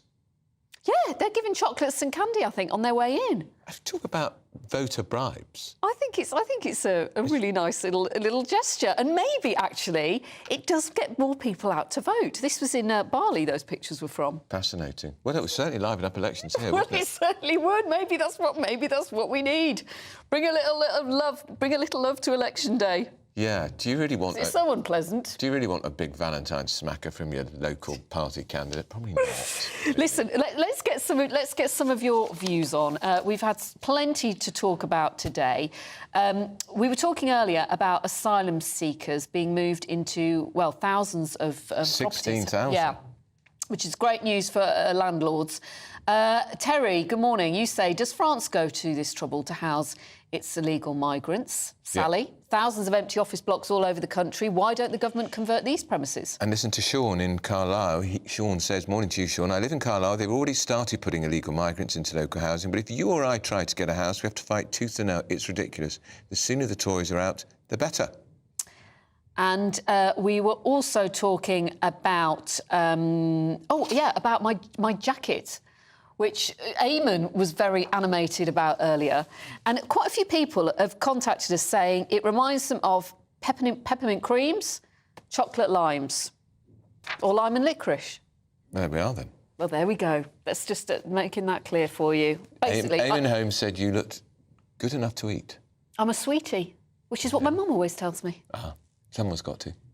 So, let's go back to Valentine's Day. Are you all loved up today? Not to worry if you're not, because we're joined by dating and relationship coach Kate Mansfield. Good morning, Kate. Really good to see you. So what about those people who aren't loved up today? I mean, they shouldn't get dragged into all this. Well, it's commercial, isn't it, Valentine's Day? You need to show love every day. I definitely believe that. I mean, I think that, it's a day of love. And that's as far as we got. It's a day of love. We will get back to it. There's one suggestion that Valentine's Day is on February the 14th because it's the day that the birds' mating season starts. I don't know if it's true. Can somebody tell us, is that true? That's one theory. Also, it's linked to Saint Valentine, but there are at least 3 different Valentines who have been sainted for various different reasons. So, so Valentine, it will be Saint Valentine's Day today as well. But I think it might be something to do with the birds mating because Chaucer referred to it in one of his books. OK. This is the season of because the birds. Yeah. So we need an expert on Valentine's Day. And also, what are you doing for Valentine's Day for your partner? Are you sending them a card? Are you buying them flowers? Taking them out for a romantic dinner? A nice takeaway? Don't do that, because if you go out for a romantic dinner, you pay through the nose, you're all squashed into a restaurant, you can't have a private conversation, you're much better off lounging around at home with a romantic film. What's a good romantic film? We're full of ideas this morning. Love Actually. I always associate that with Christmas for some reason. Yeah. Casablanca. Yeah. Love Story. That's a beautiful film. Love Story. Love Story. Yeah. Fan of that. There's some great ones, aren't there? Yeah. Or just don't buy into it. Don't buy into. Are you doing anything for Valentine's Day? Are you? Can you tell us? No. Ooh. You going out for dinner? Might be. Ooh. Actually, I doubt it. Actually, we don't want to be the twee couple of blokes on a table when they shove a flower in the middle of you and say, "Do you want champagne, sir?" No, thank you. Or somebody comes round playing guitar. Yes, I know, and gives you one of those horrible wilted flowers which they bought at a garage. They want you to give 20 quid. Yes. No. So, Now, up next, we're going to be speaking to the Israeli guy. He was, literally hounded out of a comedy gig in London because he refused to applaud the Palestinian flag. Yeah. This was by a show put together by a so-called comedian. Don't go anywhere. Paul Curry. Yeah, you're with Britain's Newsroom on GB News. Now then, Lee Anderson here. Join me on GB News on my show, The Real World, every Friday at 7 p.m. I'm not eating bloody cat. Are you Delicious. mental? Open your mouth. OK. Here comes a train. Reminds me of the scene in Singing in the Rain. Adam, is that a good one? Whoa! Join me at 7 on GB News, Britain's news channel. Martin Daubney. Weekdays from 3 p.m. Or they're trying to make it better, or they're trying to make it slower, a lot slower. Slower enough, in fact, for it to sufficiently allow the boats to start coming in to cause further political damage to Rishi Sunak. Which it will do if it carries on. Of course it will. And this is the Labour peers, the Lib Dem peers, and no doubt some of the Conservative wets, banding together, causing political damage to Rishi Sunak. And the longer it goes on, the worse it will be for the Conservative Party. There's now a deadline on the Rwanda plan. It's got to start working this summer to have any electoral benefit for Rishi Sunak, because of course the election is in November. By then the costings will slow down. It's got to be up and running by about May or June, and then they'll take it from there. Cool. And you have a crumb of comfort for us. Rishi Sunak met a Prime Minister. Well, a crumb of comfort for those who want to stop the boats, certainly, or we'll get towards it. The PM today met Alexander De Croo, who's a Belgian Prime Minister. They've agreed a UK-Belgium law enforcement cooperation agreement. In short, that is a focus on surveillance and information, ultimately, which should help stop the boats. Not many boats make crossings from Belgium, but it's the kind of, they can hopefully use law enforcement. These are the kind of deals which Sir Keir Starmer's talking about. If he becomes Prime Minister, he'll do more of these deals with countries on the continent, and this shows that the Tory PM can do them too. And there may be intelligence sharing of crime gangs that operate within Belgium. As you say, it's a much, much further distance, much more perilous across the North Sea. Very unlikely that people will be leaving in any great numbers from Belgium. But nevertheless, is this of note, or is it a token victory against the backdrop of domestic it's loss? interesting they can do it with Belgium and not do it with the European Union, because so far we've been told the returns agreements can't be agreed with individual countries because they've got the European Union to talk to. Maybe this deal can be mirrored with France, and that might help with better cooperation, because basically after Brexit we're a sovereign country. We have to work on some areas more closely with our European neighbours. When the news happens, it happens here. And really important breaking news. Breaking news this morning. On TV, radio and online, the news starts here on Britain's Newsroom. All the biggest stories and the answers that you need from across the UK and beyond. Join Britain's Newsroom from 9:30 on GB News. The People's Channel, Britain's news channel. Your weekend starts here with Friday Night Live with me, Mark Dolan, 8 till 9 on GB News. Big stories, big guests and big laughs as we get you ready for a cracking weekend. That's Friday Night Live with Mark Dolan. Fridays 8 till 9 on GB News. Bring your own drinks. The admission's free.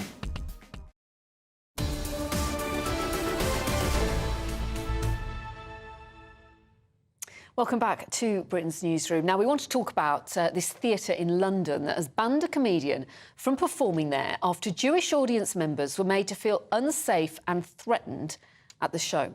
Paul Curry, he's the alleged comedian, is accused of encouraging the crowd to chant and shout. An Israeli ticket holder, how do you pronounce your name? Liav Eitan. Liav Eitan, who's in the studio, I'm delighted to say, after he refused to stand and applaud the Palestinian flag. And in the last few moments, there's been reports that Curry's next show could be cancelled altogether.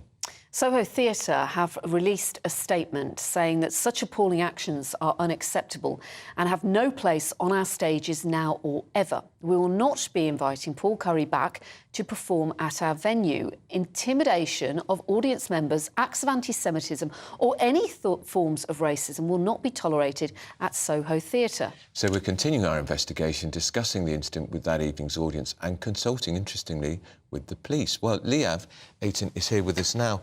Liav, you're having a nice evening at the Soho Theater. I've been to that theatre many times myself, presumably fairly amusing. So what happened? The Palestinian flag was produced? Yeah, it was a show, a non-verbal show, comic show, and kind of out of nowhere, the comedian produced a Ukraine flag followed by a Palestine flag, and then immediately puts them back in the box and moves on to the next bit. We didn't react to it. So I was there with a friend. We didn't react at all to the flag, even though I didn't really appreciate the comparison between Palestine and Ukraine. I don't think that's a fair comparison to make. But we stayed silent until the end. And then the show comes to an end. Paul Curry thanks the audience. That's the first time that he actually speaks. He kind of orchestrates some standing ovation, tells the crowd to stand up. And my friend and I just kept to our seats. We just stayed silent, stayed in our seats. And why in that moment, what was going through your mind that made you think, nah, I am not getting up here? It's exactly as I said, in the last 5 minutes of his show since he produced those two flags, like I was taken immediately out of the show. Like in my head, I was... You felt excluded? Yeah, excluded, and just in my mind, I was just like thinking about how unfair this comparison is. I just really didn't agree with that statement. And I thought that, I didn't heckle or boo or anything like that. I just didn't want to applaud and stand by that statement. And then he challenged you for not standing up. Is that what happened? Yeah. So he thanked the audience, and then still on stage and to the mic, he turned to me and my friend and said, and thanks to these two for not standing up and clapping. And then he lingered on us, as if waiting for me to apologize for not clapping for him or to just stand up, And when he kept lingering on us, I said, well, thanks for that Palestine flag. He seemed very confused by that. He muttered things like, this is part of the show. Asked me if I was being sarcastic. He asked me if I enjoyed the show, still on stage, still in front of the entire audience. And you're sitting where? Are you at the front? No, it was a bit of a weird seat. So I was kind of like next to the stage, like really in the corner, almost behind the stage. Right. So really had to like turn completely towards us to have this conversation when most of the crowd was here. Yeah. But you know that everybody's eyes are on you, which must have been a very uncomfortable feeling, was it not? Well, it got more uncomfortable very quickly because the moment I said that I enjoyed this show up until that Palestine flag, he completely turned on me. He started shouting that he's from Belfast and knows everything about ceasefires, and then he started cursing. I'm not going to repeat that here and there. Offensive language. Very offensive language, and shouted at us to get the F out of his show. And because of where we were sitting, the only way out was through the stage. So we had to pass right in front of him. So me and my friend, we gathered our things. We got on the stage towards the exit. Meanwhile, he produced again his Palestine flag and waved it against us. So trying to provoke you? Yeah. And he shouted some more curses at us and started chanting, ceasefire now, free Palestine, trying to incite the entire audience, while people in the audience started joining in on the chanting. Somebody from the first row shouted at us, shame, shame. People were booing us. Did anybody step in to defend you? No, not a single person. What I did see from the stage, I could see two other couples running to the exits. And I immediately knew that they were the other Jewish members of the audience. Isn't that terrible? Have you ever experienced that level of hostility before? Absolutely. You have? Yeah, living in London in the past 4 months has been all about that. And it's escalated because of what's happening in Gaza. Yeah. It's especially these past 4 months. A lot of the communities that we are a part of just completely shunned us, just for being Israelis, for not apologizing for being Israelis, for not standing for a cause that we don't believe in. That is so tough for you. And they don't reflect that Hamas triggered the worst bloodshed in Israel since, in 50 years. Absolutely not. A lot of them are blaming Israel for it. Like, there's a lot of conspiracy theories going around. Yeah. Liev, there are suggestions now that Paul Curry's tour is getting completely cancelled. Do you think that is the right course of action here? Listen, I have no personal vendetta against Paul Curry, but I really don't think theatres can expect to keep their audience safe when booking this person. Well, thank you so much for coming in and talking. And I'm sorry you're getting all this abuse. I really am. It's unacceptable. Thank you. It really is. Thank you. That's Liev Ayton. Yeah, we will be back very shortly at the top of the hour. We have asked Paul Curry for a comment, but we've had, so far, that's the so-called comedian, no response. A brighter outlook with Box Solar, sponsors of weather on GB News. Hello there, welcome to your latest GB News weather. I'm Greg Dewhurst. It's going to be mostly cloudy across the UK today. There'll be outbreaks of rain, but it is going to be mild. And we can see the cloud across the whole of the UK this morning, with the exception of northern and eastern Scotland. Some sunshine here, but a cold start, temperatures below freezing.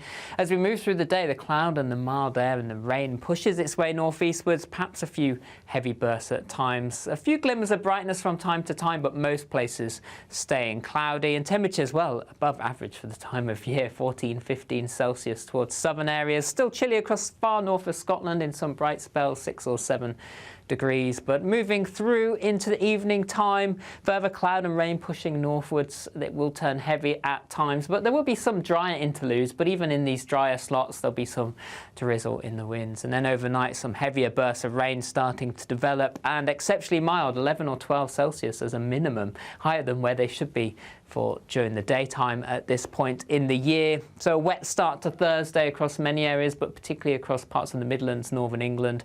Through the day, the rain continues here. Further north and west, outbreaks of rain too. A few glimmers of brightness perhaps towards the southeast and also parts of Northern Ireland, and exceptionally mild for everyone, where we do see some glimmers of sunshine. 15 or 16 Celsius is possible, well above where they should be for the time of year. See you again soon. That warm feeling inside from Boxed Boilers, sponsors of weather on GB News.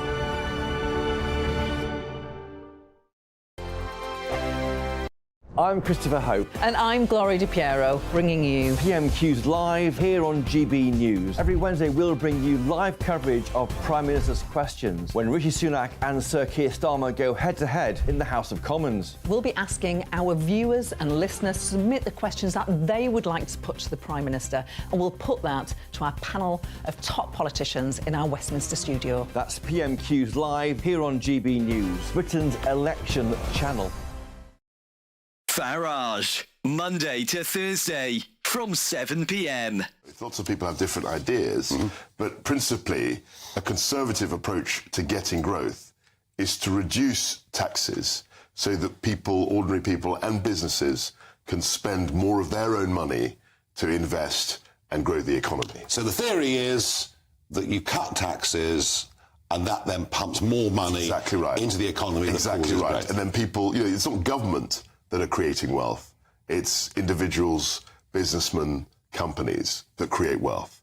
It's the private sector that creates wealth, that the public sector then taxes and spends. I get the theory, but one of the criticisms of you, and I think one of the criticisms actually of all political parties, is they appear to be incapable of cutting government spending. That's the key. I mean, and I think when I look back, is that we should have had a credible plan to reduce the increase in spending. Now, that's often a difficult concept to explain. But it's in line with inflation, etc. That's all right. So when you're slowing the increase, it means, you know, one year you spend £100 and the next year you spend maybe £101 as opposed to going up to £110. So the actual level isn't going down, but you're slowing the increase. And that's very much what I tried to do. And actually, looking back, the one thing I wish I'd done, was to present a credible spending plan at the same time as the tax cuts that we announced.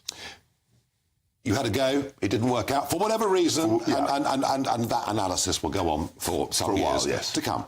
We have Jeremy Hunt there as Chancellor now, hinting quite strongly now there won't be any tax cuts, but the truth of it is, under 14 years of Conservatives, for a variety of reasons, the tax burden has risen. That's right. To the highest since the Attlee government, way back in 80 years, 1951, whatever it is. 2024, a battleground year. The year the nation decides. As the parties gear up their campaigns for the next general election. Who will be left standing when the British people make one of the biggest decisions of their lives? Who will rise? And who will fall? Let's find out together. For every moment, the highs, the lows, the twists and turns. We'll be with you for every step of this journey. In 2024, GB News is Britain's election channel.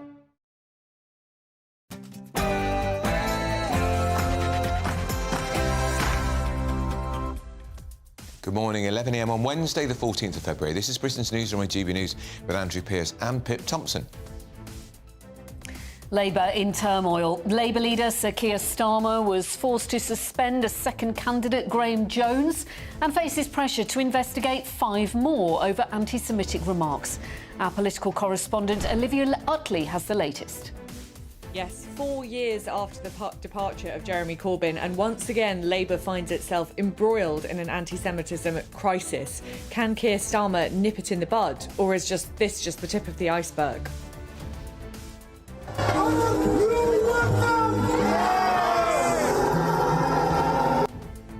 And as pro-Palestinian protesters hold a demonstration outside the Tory MP Tobias Ellwood's home, the Tory MP Jonathan Gullis had this very feisty response.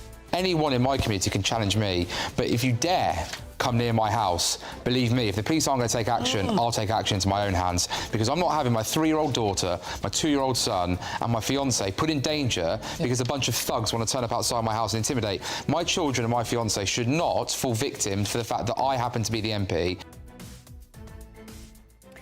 Inflation stays at 4% and food prices fall for the first time in 2 years. The Chancellor says the job is not complete yet. So this is a time to stick to a plan that is clearly working, but we need to make sure that we really get to that end point of inflation at 2%.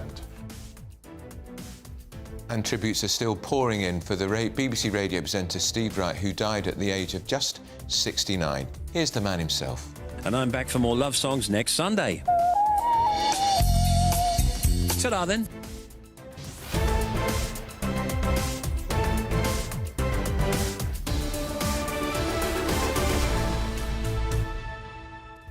Oh, what a fabulously soothing voice. Lovely. Just like I said, like a comforting cup of tea. Yeah, we're going to be talking to the equally legendary broadcaster, Paul Gambaccini, who, of course, worked with Steve for many years. And also, before the break, we were speaking to Liav Eitan about his experience at Soho Theater. Now, it's important to note that the campaign against anti-Semitism is assisting multiple Jewish audience members who were at that event at the Soho Theater, and they are exploring their legal options. So let us know your thoughts on all our talking points today. You know where to go. Email us at gbviews@gbnews.com.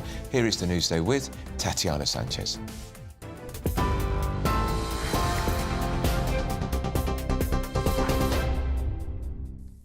Andrew, thank you. Your top stories from the GB Newsroom. The rate of inflation remains at 4%, despite forecasters predicting a rise. It's the same as in December and below economists' expectations, including the Bank of England. Figures from the ONS found that food prices fell on a monthly basis for the first time since September 2021. The largest downward push on inflation came from furniture and household goods. The Prime Minister has insisted the economy has turned a corner as he held his first Business Council meeting of the year. However, Chancellor Jeremy Hunt says more needs to be done.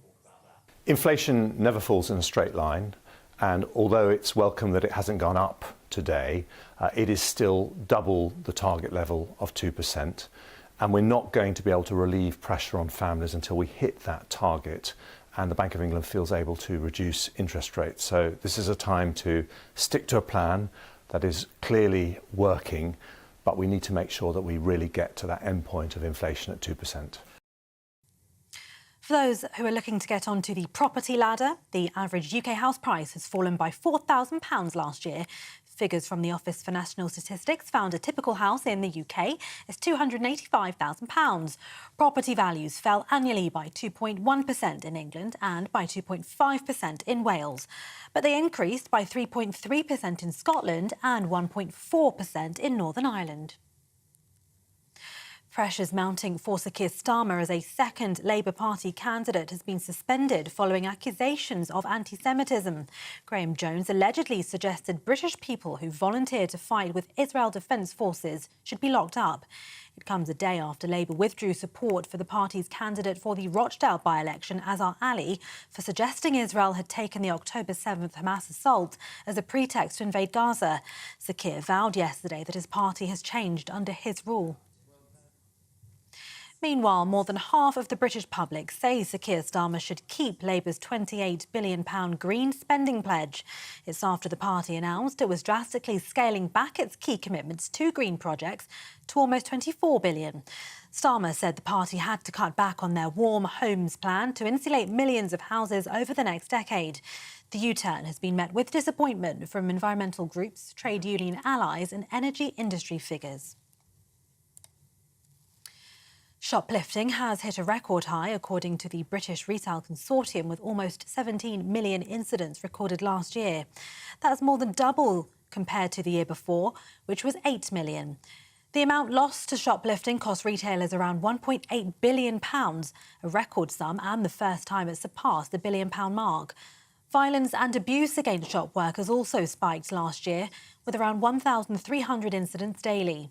Shadow Home Secretary Yvette Cooper calls the figures shocking and describes the escalation as a failure on law and order. A damning new report of Bedford Prison describes it as filthy in some of the worst conditions seen.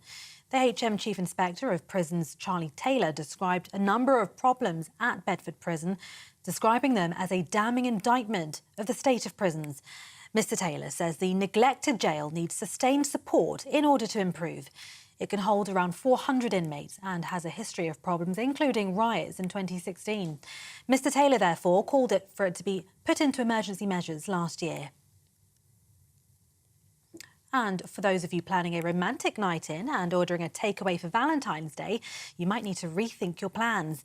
Deliveroo and Uber Eats food deliveries are set to be hit by a huge strike in the UK, as thousands of drivers will be walking out later today between 5 and 10 p.m.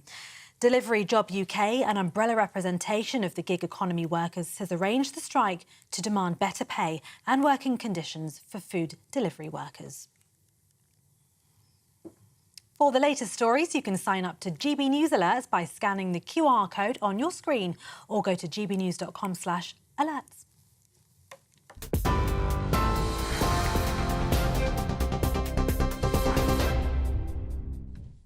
Thanks, Tatiana. Welcome back and welcome to you. Great to have you with us here on Britain's Newsroom. Lots of thoughts coming in today, particularly about Labour being embroiled in what appears to be more anti-Semitism. Yeah, so this says, Rob from Durham says, I find it incredible that Labour and those who support the party are trying to say the current crisis was dealt with swiftly, fairly and shows true leadership from Starmer. Do they treat us swing voters as fools?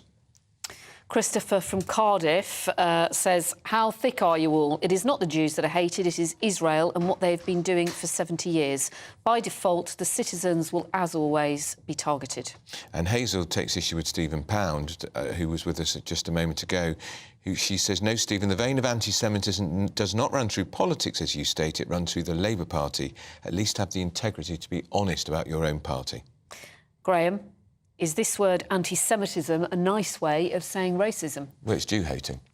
That's what it is. Well, yes. In a nutshell. Indeed. Now, environmental campaigners Harry and Meghan, remember them? They've just arrived in Canada, and guess what? They've arrived on a gas-guzzling private jet. Of course they have, because they began a 3-day visit ahead of next year's Invictus Games. The pair recently rebranded their website, cashing in on, well, appearing to be cashing in on their royal pedigree. And Cameron Walker, our royal correspondent, is in the studio. This website, Cameron, is really overshadowing, isn't it, this trip to Canada, even if it is by private jet, because this is all about, as I understand it, the agreement they had with the late Queen, and they are being accused of breaking that promise. Yeah, absolutely. I think it was all to do with the Sandringham Summit in 2020, where they were thrashing out negotiations of how Harry and Meghan's life would look when they were no longer working members of the royal family.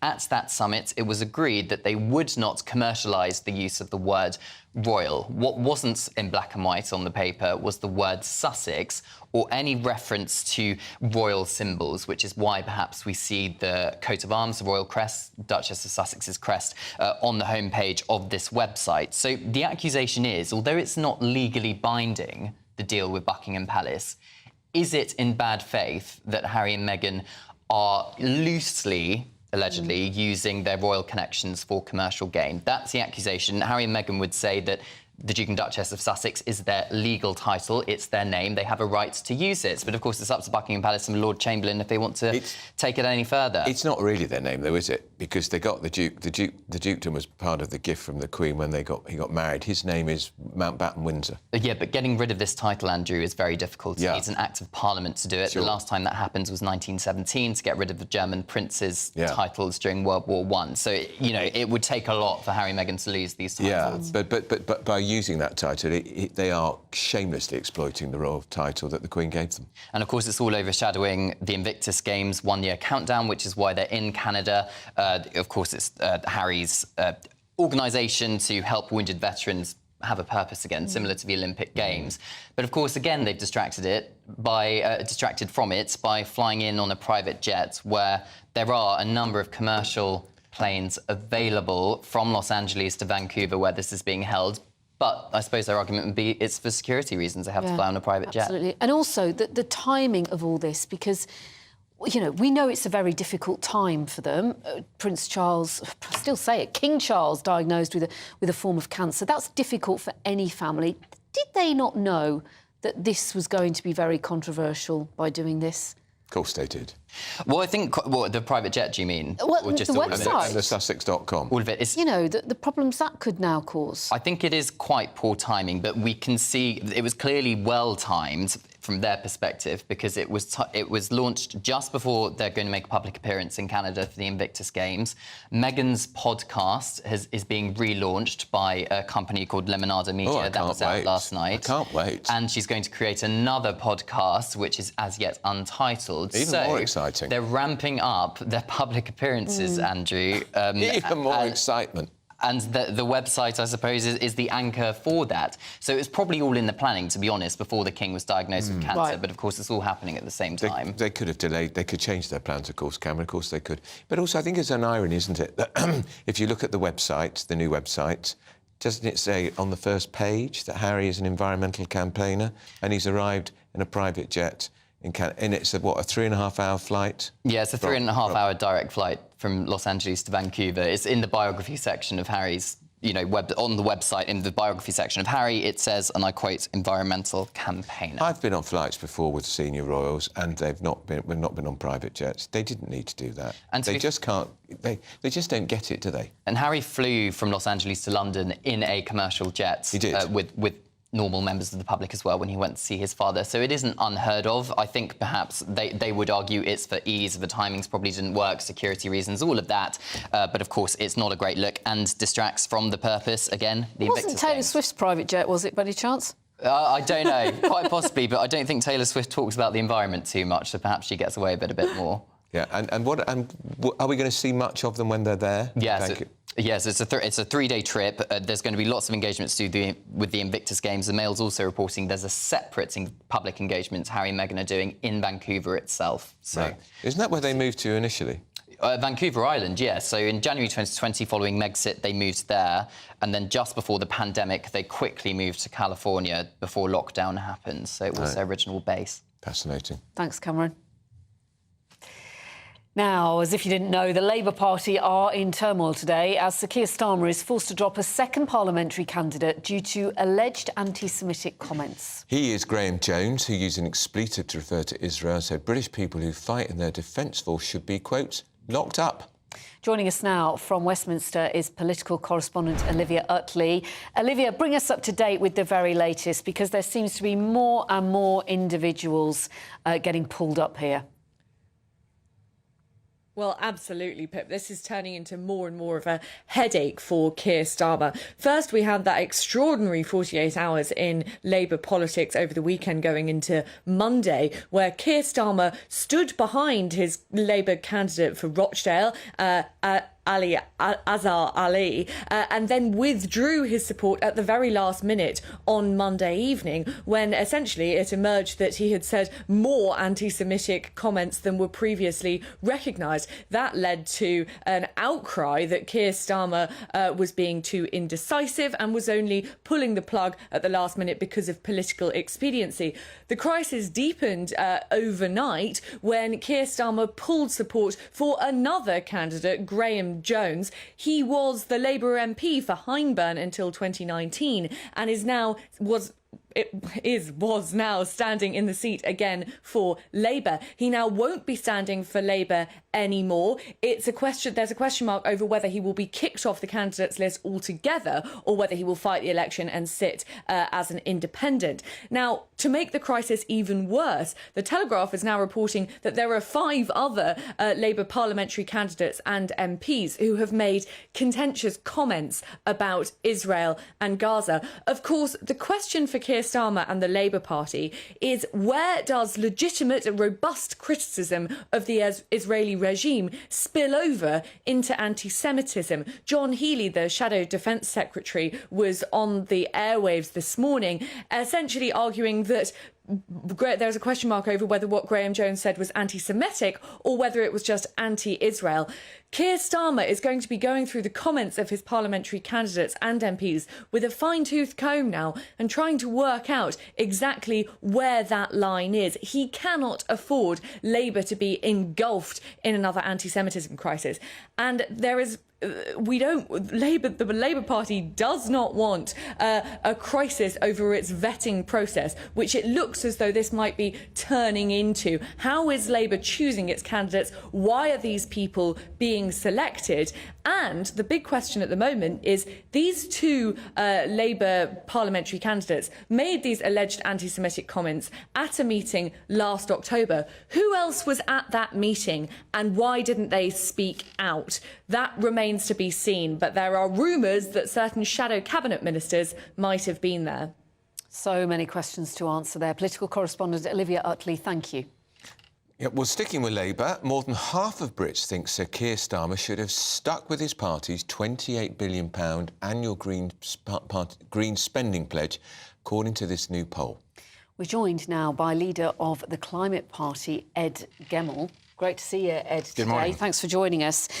You must have been gutted, were you not, when Labour rode back on this, or did you half expect it, given Sir Keir Starmer's reputation? Well, certainly expected it, and I mean, actually walking in here just tripped over, I think his shoes that he probably left here when he got here. So, and I mean, of course we expected it. I mean, it was in the news for a long time beforehand and that sort of thing, and his reputation now clearly is to just backtrack on absolutely everything.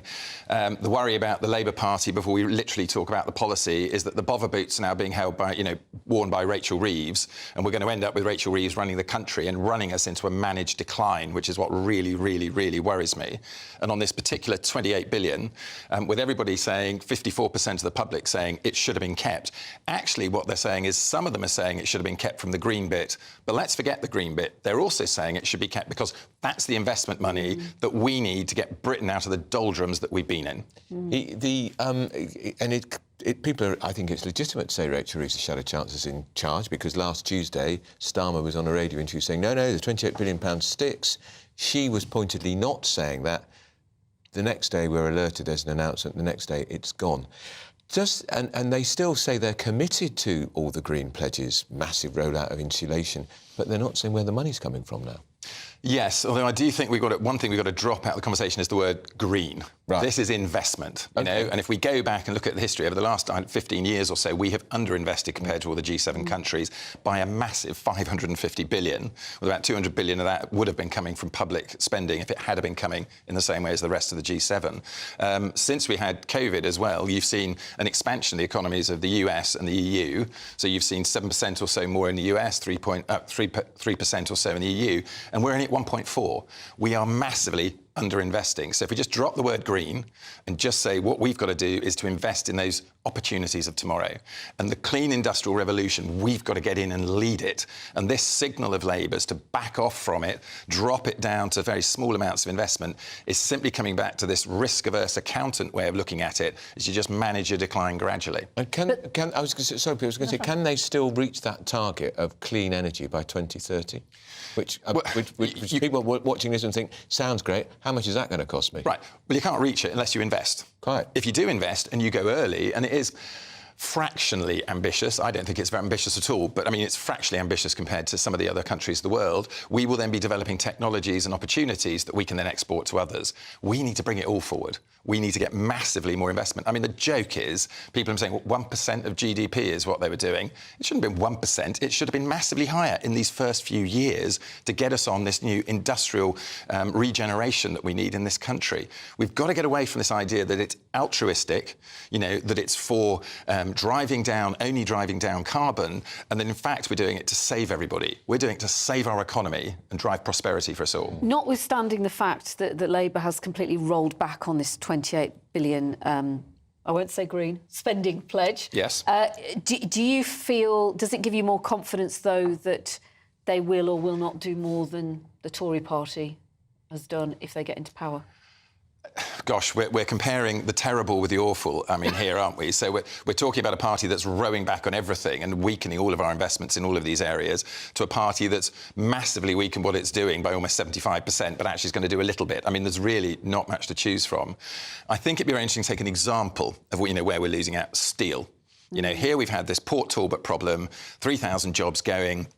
And we're moving from creating virgin steel into a recycling plant, effectively an electric arc furnace. Whereas what we should be doing is investing in the new steel technologies with clean steel, direct reduction steel. And that's being done in 10 other places all over Europe at the moment: Romania, Germany, France, Sweden. And the investment they're doing in Sweden at 1.5 billion roughly in equity and double that in debt, they're going to have a steel plant in 18 months going at 2.7 million tonnes of green steel, 95% reduced carbon, which is what everybody in Europe's going to be buying. And in 5 years' time, it's going to be 97% reduced in carbon, and they're going to produce twice as much. Will we have any steel-making capacity at all? We're not going to have anything. You know, I mean, and it's nuts. And if you think about that 28 billion, I mean, that whole cost in Sweden, debt and equity together, was under 5 billion. Under 5 billion, we'd have a steel-making plant pumping out as much as Tata was pumping out through its dirty steel. You know, we've got to grab it. Everyone's going there. Let's grab this opportunity. Let's get Port Talbot back up. 10,000 jobs if you take it through the supply line and in the steelworks itself. Keep the electric arc furnace next to it, the recycling one. It's not a bad thing, but we want to be producing virgin steel here and driving our industry. Ed Gemmell, leader of the Climate Party, thank you so much. Don't forget your flip-flops on the way out. I won't.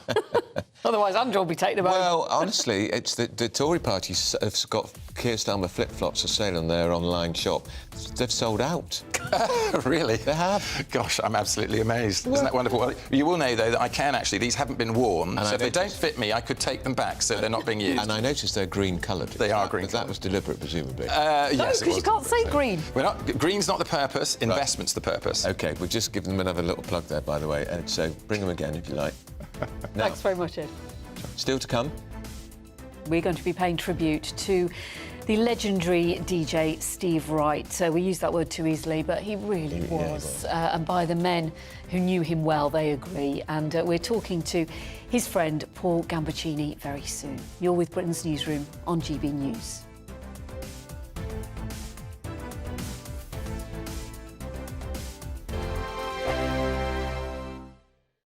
Every Sunday from 11, join Michael Portillo. There'll be topical discussion, looking at the week before and the week to come. So kick back and relax at 11 a.m. on Sundays on GB News with me, Michael Portillo. GB News, the People's Channel, Britain's news channel. Your weekend starts here with Friday Night Live with me, Mark Dolan, 8 till 9 on GB News. Big stories, big guests and big laughs as we get you ready for a cracking weekend. That's Friday Night Live with Mark Dolan. Fridays 8 till 9 on GB News. Bring your own drinks. The admission's free. Britain's Newsroom, weekday mornings from 9:30. When you listen to Nigel Farage's assessment there, do you feel that maybe this is as good as it was going to get, given that we had the pandemic and it was inevitably always going to be a bit of a mixed bag? Well, I think it's a bit of a poor excuse from Nigel there that they haven't done it properly. The facts are, Nigel, that it's not worked. It's not going to work. Yes, we will rejoin. I mean, are we better off for it? Are they... Can I jump in there, Charlie? We're going to rejoin under which government? Because Labour aren't going to do that, unless you don't think... But I mean, it's going to be unavoidable not to join, because I think it's getting worse and worse for us. I mean, let me just say this. Are the NHS better because we're out of Europe? No, they're not, because they're not employing more staff. Is the building trade better off? No. Is travelling abroad or to the EU or staying in the EU, are we better off? No. Are we better off because foods rise because of the EU? No. Are we better off with imports and export? No, because they're taking longer. The overall result is that we're not better off. The killer point here is 57% of the public would now vote to remain. 33% would leave. Surely that's the telling point. It depends on the pollster, Charlie, because we were talking to a very good pollster earlier who said there's no enthusiasm for any change in a year. Maybe 10 years, they might be thinking about it. Belinda de Lucia, let's bring you in. I'm sure you want to react to what Charlie said. I mean, who would have thought that the UK wanting to run its own affairs and making our politicians more accountable would be so revolutionary? EU Parliament voted a majority to get rid of the vetoes, the last remaining scraps of democracy that the EU had. Now, luckily for EU citizens at the moment, you know, it means a treaty change to actually go forward. But that is the mood. The ever closer union. We have dodged a federalised, globalist, international, power-gobbling, anti-democratic organisation, and that's worth more than a few trade and travel perks for a few wealthy people in this country. Hear, hear. Belinda de Lucia, Charlie Mullins, great to see you both. I'm Andrew Doyle. Join me at 7 o'clock every Sunday night for Free Speech Nation, the show where I tackle the week's biggest stories in politics and current affairs with the help of my 2 comedian panellists and a variety of special guests. Free Speech Nation, Sunday nights from 7 on GB News, the People's Channel, Britain's news channel.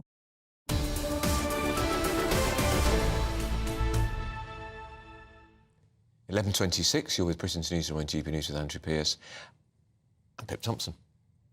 Veteran BBC radio presenter and broadcasting legend Steve Wright has died at the age of 69. It's a huge loss. He's hosted shows on BBC Radio 1 and Radio 2 for more than 4 decades and was last on air hosting a pre-recorded Valentine show on Sunday. Here's a reminder of his memorable, soothing voice and personality. And I'm back for more love songs next Sunday. Ta-da then. So sad, isn't it? It's such a blow. Well, joining us now is the legendary radio and TV presenter himself, Paul Gambaccini. Paul, commiserations to you, because I know he was a great friend of yours and you'd worked very closely with him over the years. What was the secret of the success of Steve? Why was he so successful for so long? Steve knew that a radio show could be a club. And all you had to do to be a member of this club was to listen. And once you listened, you were in this Steve Wright world, a wonderful world of happiness and humor. And he obviously attracted across the generations, because you don't get millions of listeners a day for over 40 years without having a special gift where you relate one-to-one to each listener. He wasn't thinking, I'm talking to millions. He was thinking, I'm talking to you. Maybe it was Alice Cooper, who knows?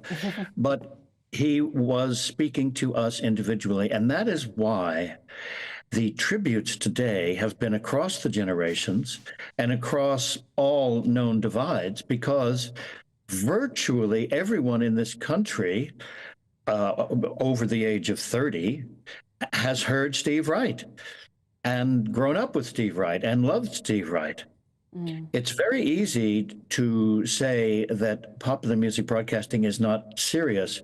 It is serious. What it is not is solemn. And Steve Wright was never solemn, but he was always serious. He put in hours of preparation for his show. Every day he would show up in the morning for his afternoon show, and then he'd do a bit of work after the show. And he did this for his adult life. He actually gave the listeners of this country his adulthood. And there we see 3 of us who have been together in the profession for many years. And I had actually sent 2 emails to Steve yesterday, not realizing he was no longer with us. Oh, gosh. Because I'm so we sorry, were Paul. Yeah, we were due to speak tomorrow about these so-called new BBC radio stations you may have heard about. And he and I had been mentioned in the press release. Now, we didn't know the answers to any of the relevant questions that he qualified, such as what's it going to be called, when's it going to be start, what are we going to do, how are we going to get paid? But we had a great long conversation about it on Saturday. I was supposed to be having a meeting with the head of music yesterday, and I told Steve, well, I'll give you a call and share what I've learned. But of course, that meeting was canceled because of the tragedy, and I know no more. And now Steve will never know what this is going to be. I mean, some people do believe that he was treated in later years quite shabbily by the BBC. Is that something that you concur with, Paul? And is it something that you know that Steve was or was not bitter about? Steve said to me, we surf the controllers, meaning that it was our job to stay on the board through the changes of management. And sometimes the wave crests and sometimes the wave ebbs. You just got to stay on the board until you reach the shore, which he did this week. Now, he had said to me in our last conversation that he was going to be back on afternoon broadcasting. He just wasn't sure how. He preferred the BBC because it has more freedom artistically, but he had received offers from all of the major groups and had turned them down, including an offer just under $500,000, because they didn't allow him to be Steve Wright, to choose his music, to interview his guests. And he knew, as well as anyone, that it isn't your name that is important, it's what you do that's important. And people who think they can buy you just by buying your name and not let you do your act are quite wrong. He wanted to do his act, what he had to offer. But he was confident that it was going to happen at some point in time. And it's a shame now that we'll never see that happen again. I just say, just finally, Paul, there will never be another Steve Wright because there simply can't be. He was unique. That's right. He was unique. And all of the true greats are unique. And Alistair Cook was unique. Kenny Everett was unique. It doesn't matter what genre you work in. A great broadcaster has a gift, a talent, which no one else has. And that is why I can say with sadness and confidence, there will never be another Steve Wright.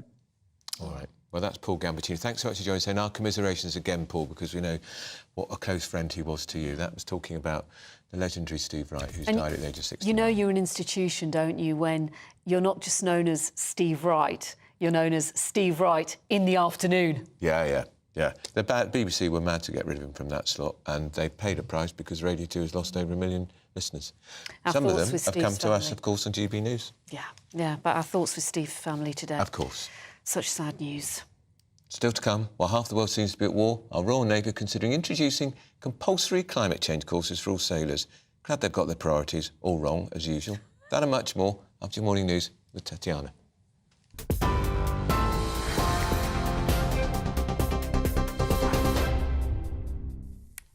Andrew, thank you. Your top stories from the GB Newsroom. The rate of inflation remains at 4%, despite forecasters predicting a rise. It's the same as in December and below economists' expectations, including the Bank of England.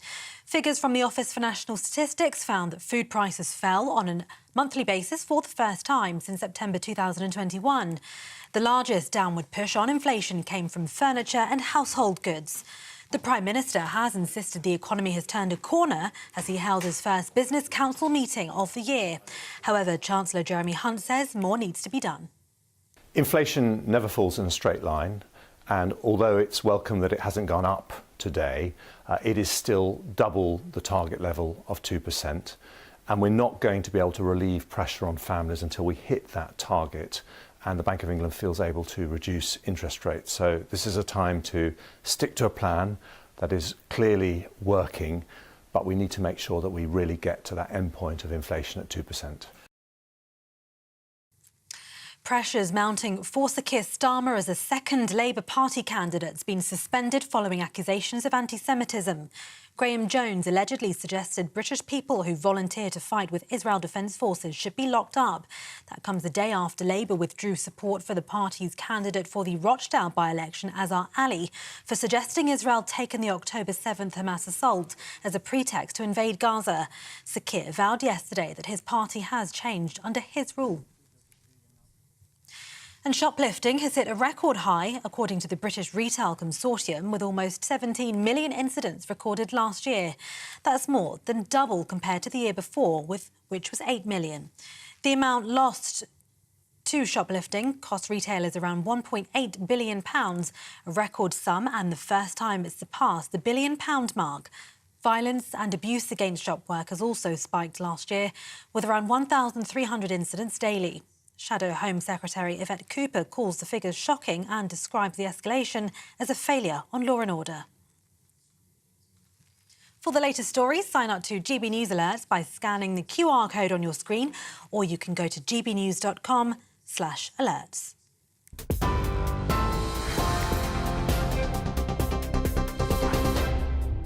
For exclusive, limited edition and rare gold coins that are always newsworthy, Rosalind Gold proudly sponsors the GB News Financial Report.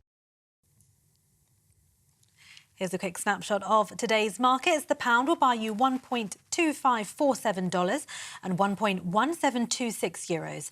The price of gold is £1,587.98 per ounce, and the FTSE 100's at 7,579 points. Rosalind Gold proudly sponsors the GB News Financial Report.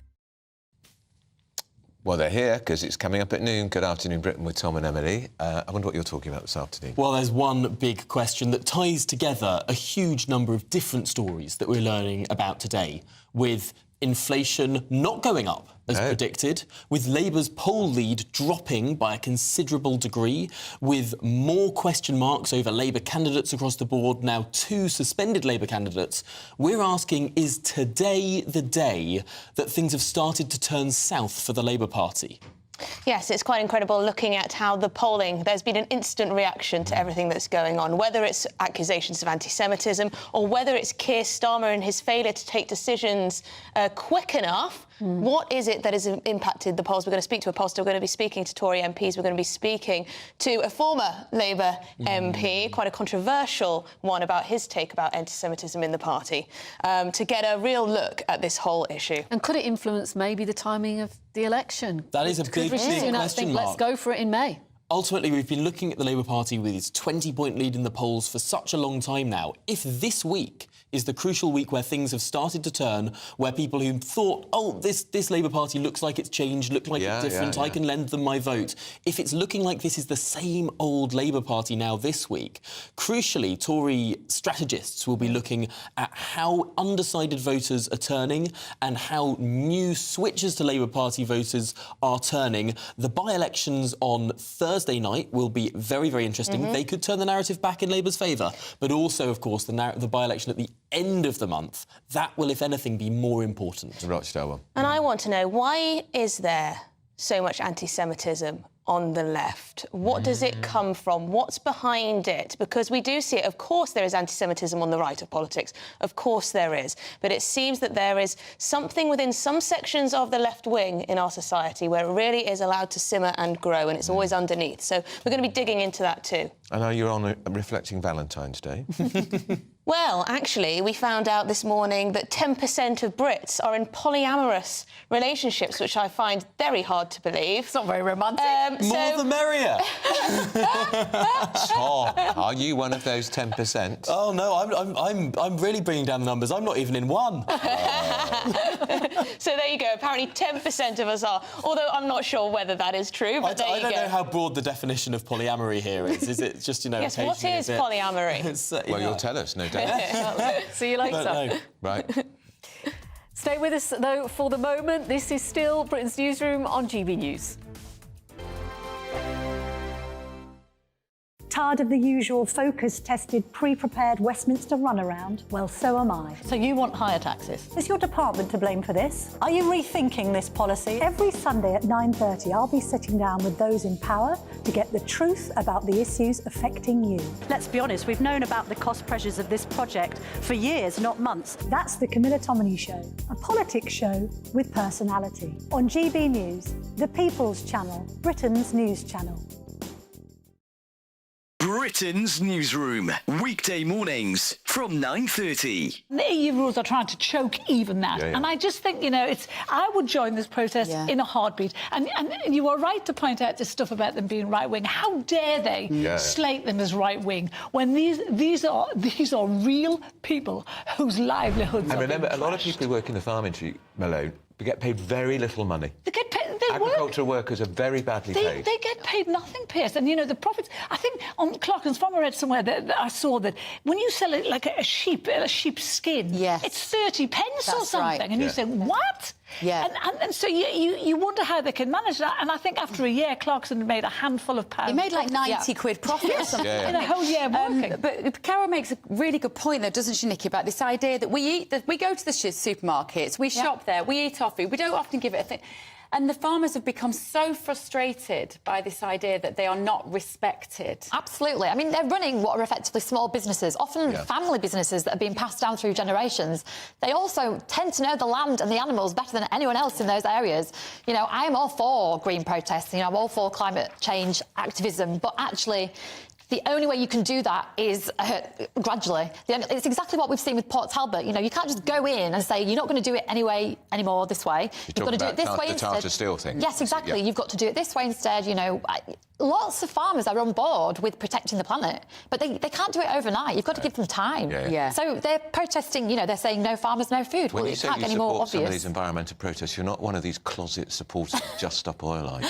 I'm not a closet supporter. I think I've been quite open about Just Stop Oil. No. I don't like all their methods, but I do like the message. Any of them. But I do appreciate the message. Yeah, but sometimes you've got to do difficult things. What they're asking for now, those protesters, are unrealistic. What these protesters are asking for is not unrealistic. No.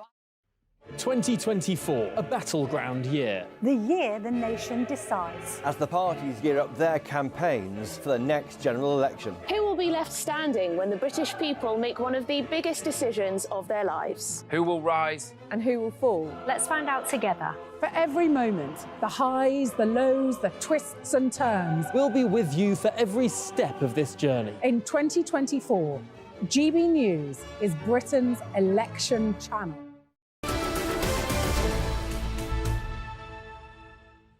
.41, you're with Britain's Newsroom on GB News with Andrew Pearce and Pip Thompson.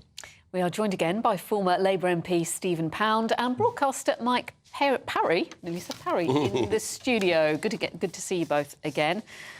Mike, let's talk about Harry and Meghan. They've arrived in Canada. Yes. Grown. For an Invictus Games event. Yeah, absolutely. They went by private jet. Of course they did. And they are embroiled in,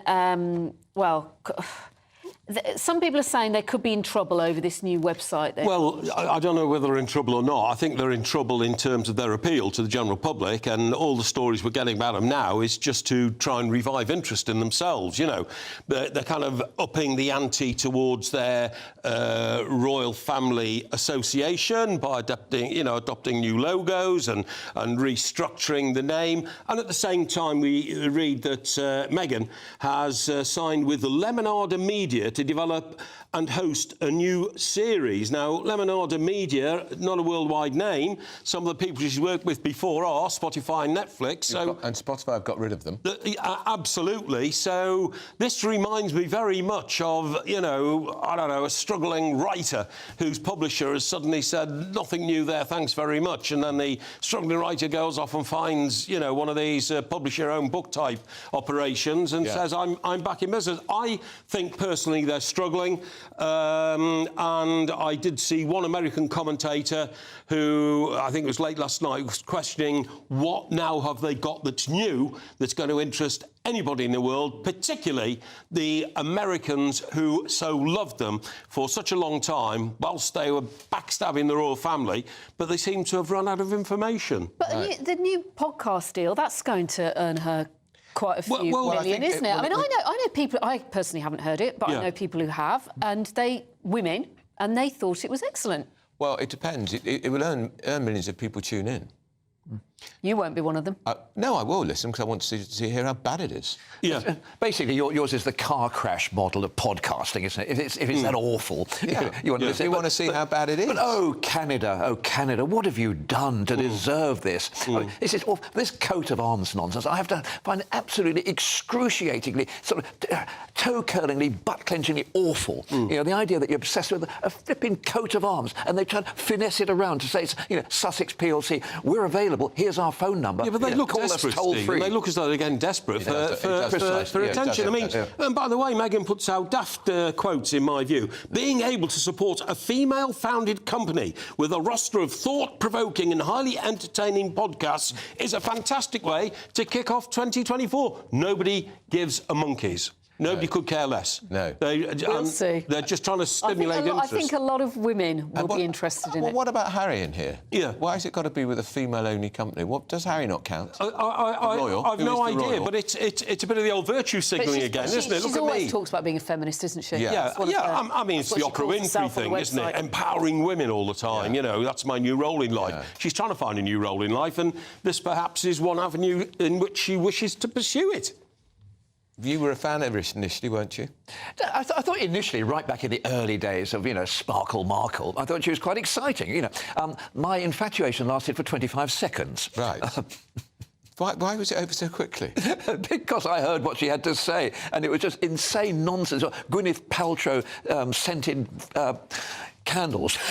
Nonsense. As the only woman here, I still think a lot of women will be able to relate to that. I wish her success, but this company is so classy.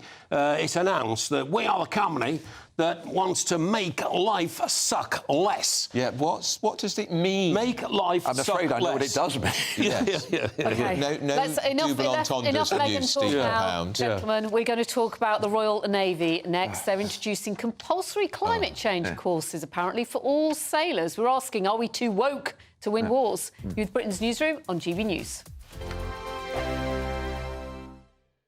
2024, a battleground year. The year the nation decides. As the parties gear up their campaigns for the next general election. Who will be left standing when the British people make one of the biggest decisions of their lives? Who will rise? And who will fall? Let's find out together. For every moment, the highs, the lows, the twists and turns. We'll be with you for every step of this journey. In 2024, GB News is Britain's election channel. The Camilla Tominey Show, Sunday mornings from 9:30. What you've got to do is, it's a collective. You've got to look like a meteorologist. Nobody out there is necessarily going to be a meteorologist, but what I do on a daily basis is I look globally. I look at what we've got in terms of the track of weather that we've had in the UK. So if you go back a couple of years and we go back to the heat wave of July, August 2022, 40.3 degrees, there's a dot in the landscape, and before then there was other incidents going on.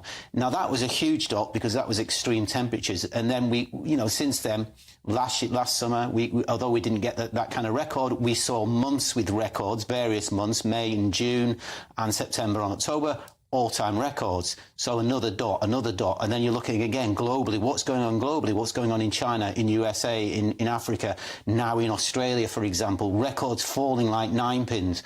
So when these storms come along, you've got to say, OK, would they have happened anyway?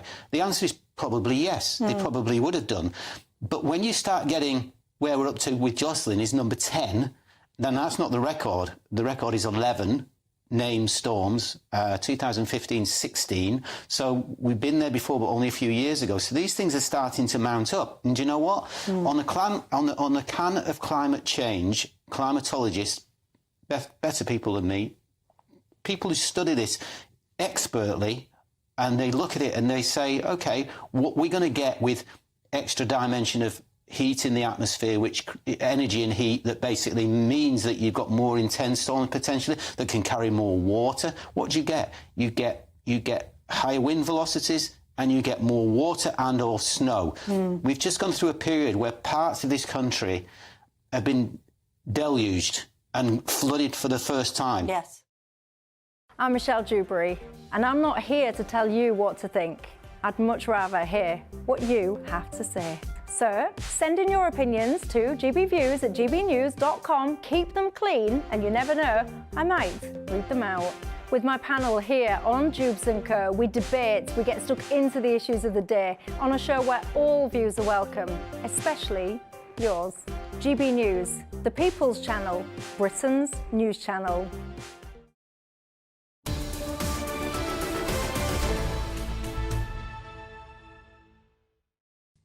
Welcome back to Britain's Newsroom. We're still joined by former Labour MP Stephen Pound and broadcaster Mike Parry in the studio.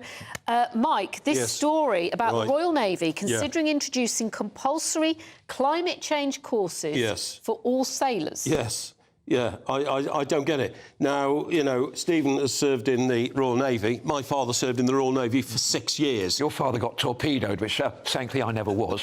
Well, he did. And I was going to say, I mean, part of this story is very, very strange. It's saying that they might be carrying scientists on Royal Navy ships, OK?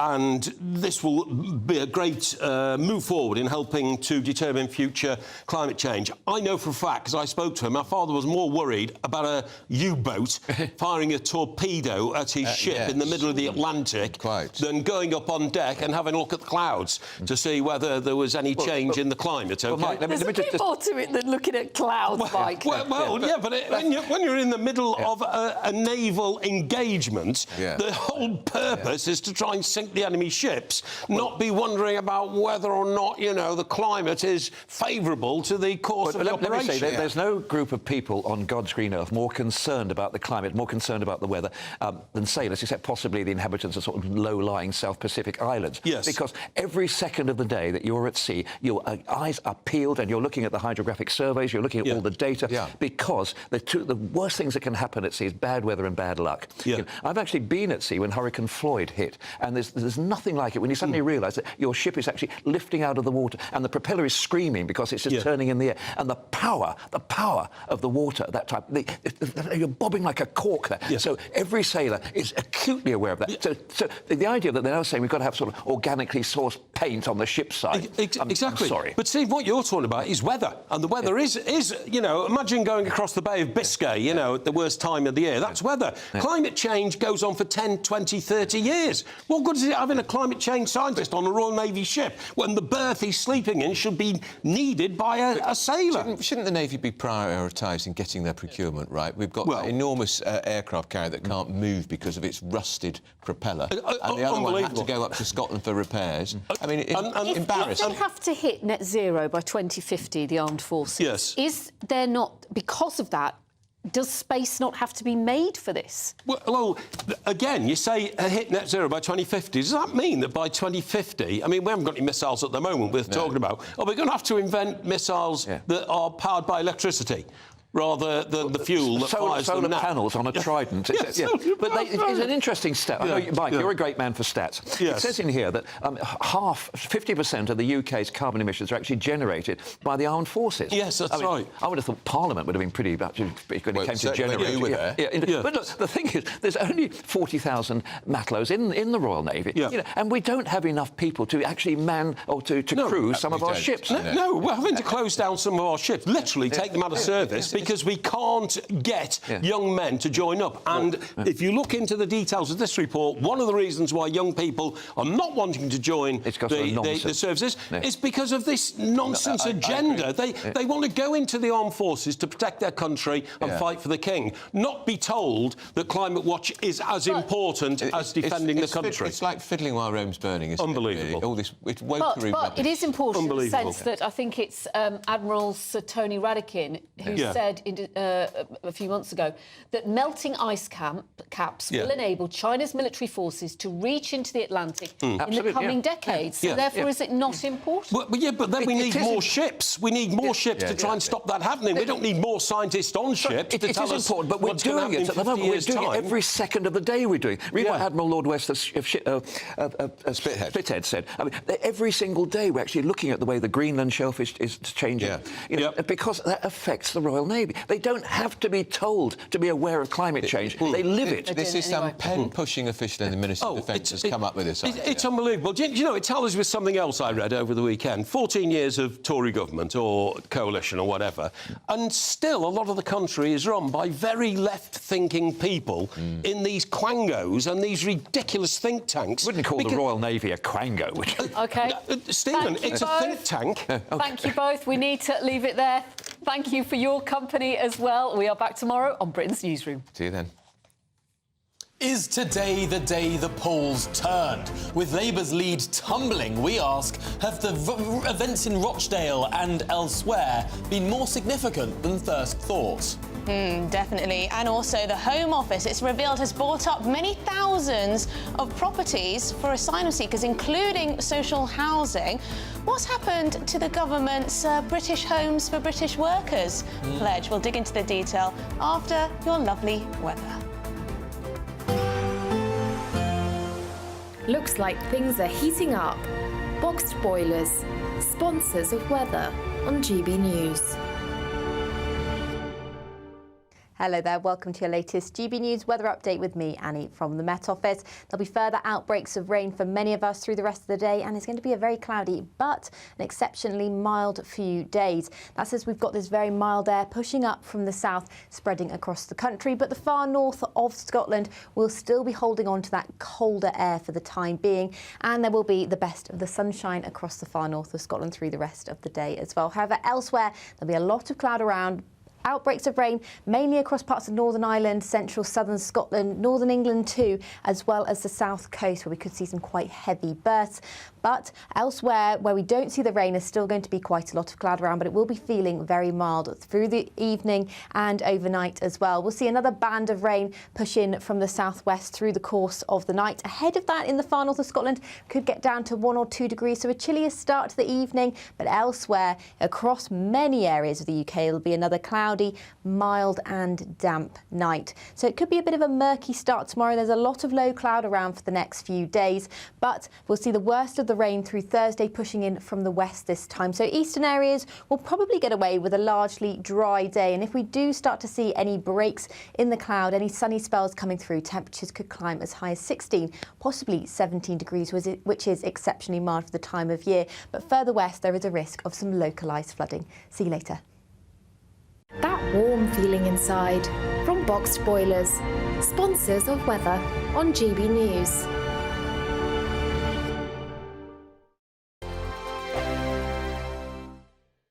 (2024), a battleground year. The year the nation decides. As the parties gear up their campaigns for the next general election. Who will be left standing when the British people make one of the biggest decisions of their lives? Who will rise? And who will fall? Let's find out together. For every moment, the highs, the lows, the twists and turns. We'll be with you for every step of this journey. In 2024, GB News is Britain's election channel. Good afternoon, Britain. Weekdays from midday. Francis, Just Stop Oil have in the past broken the law. I remember distinctly the Dartford crossing. That ended up with 2 jailed, I believe, if I remember correctly. Is it ever justified in your view? Yeah, thanks so much for having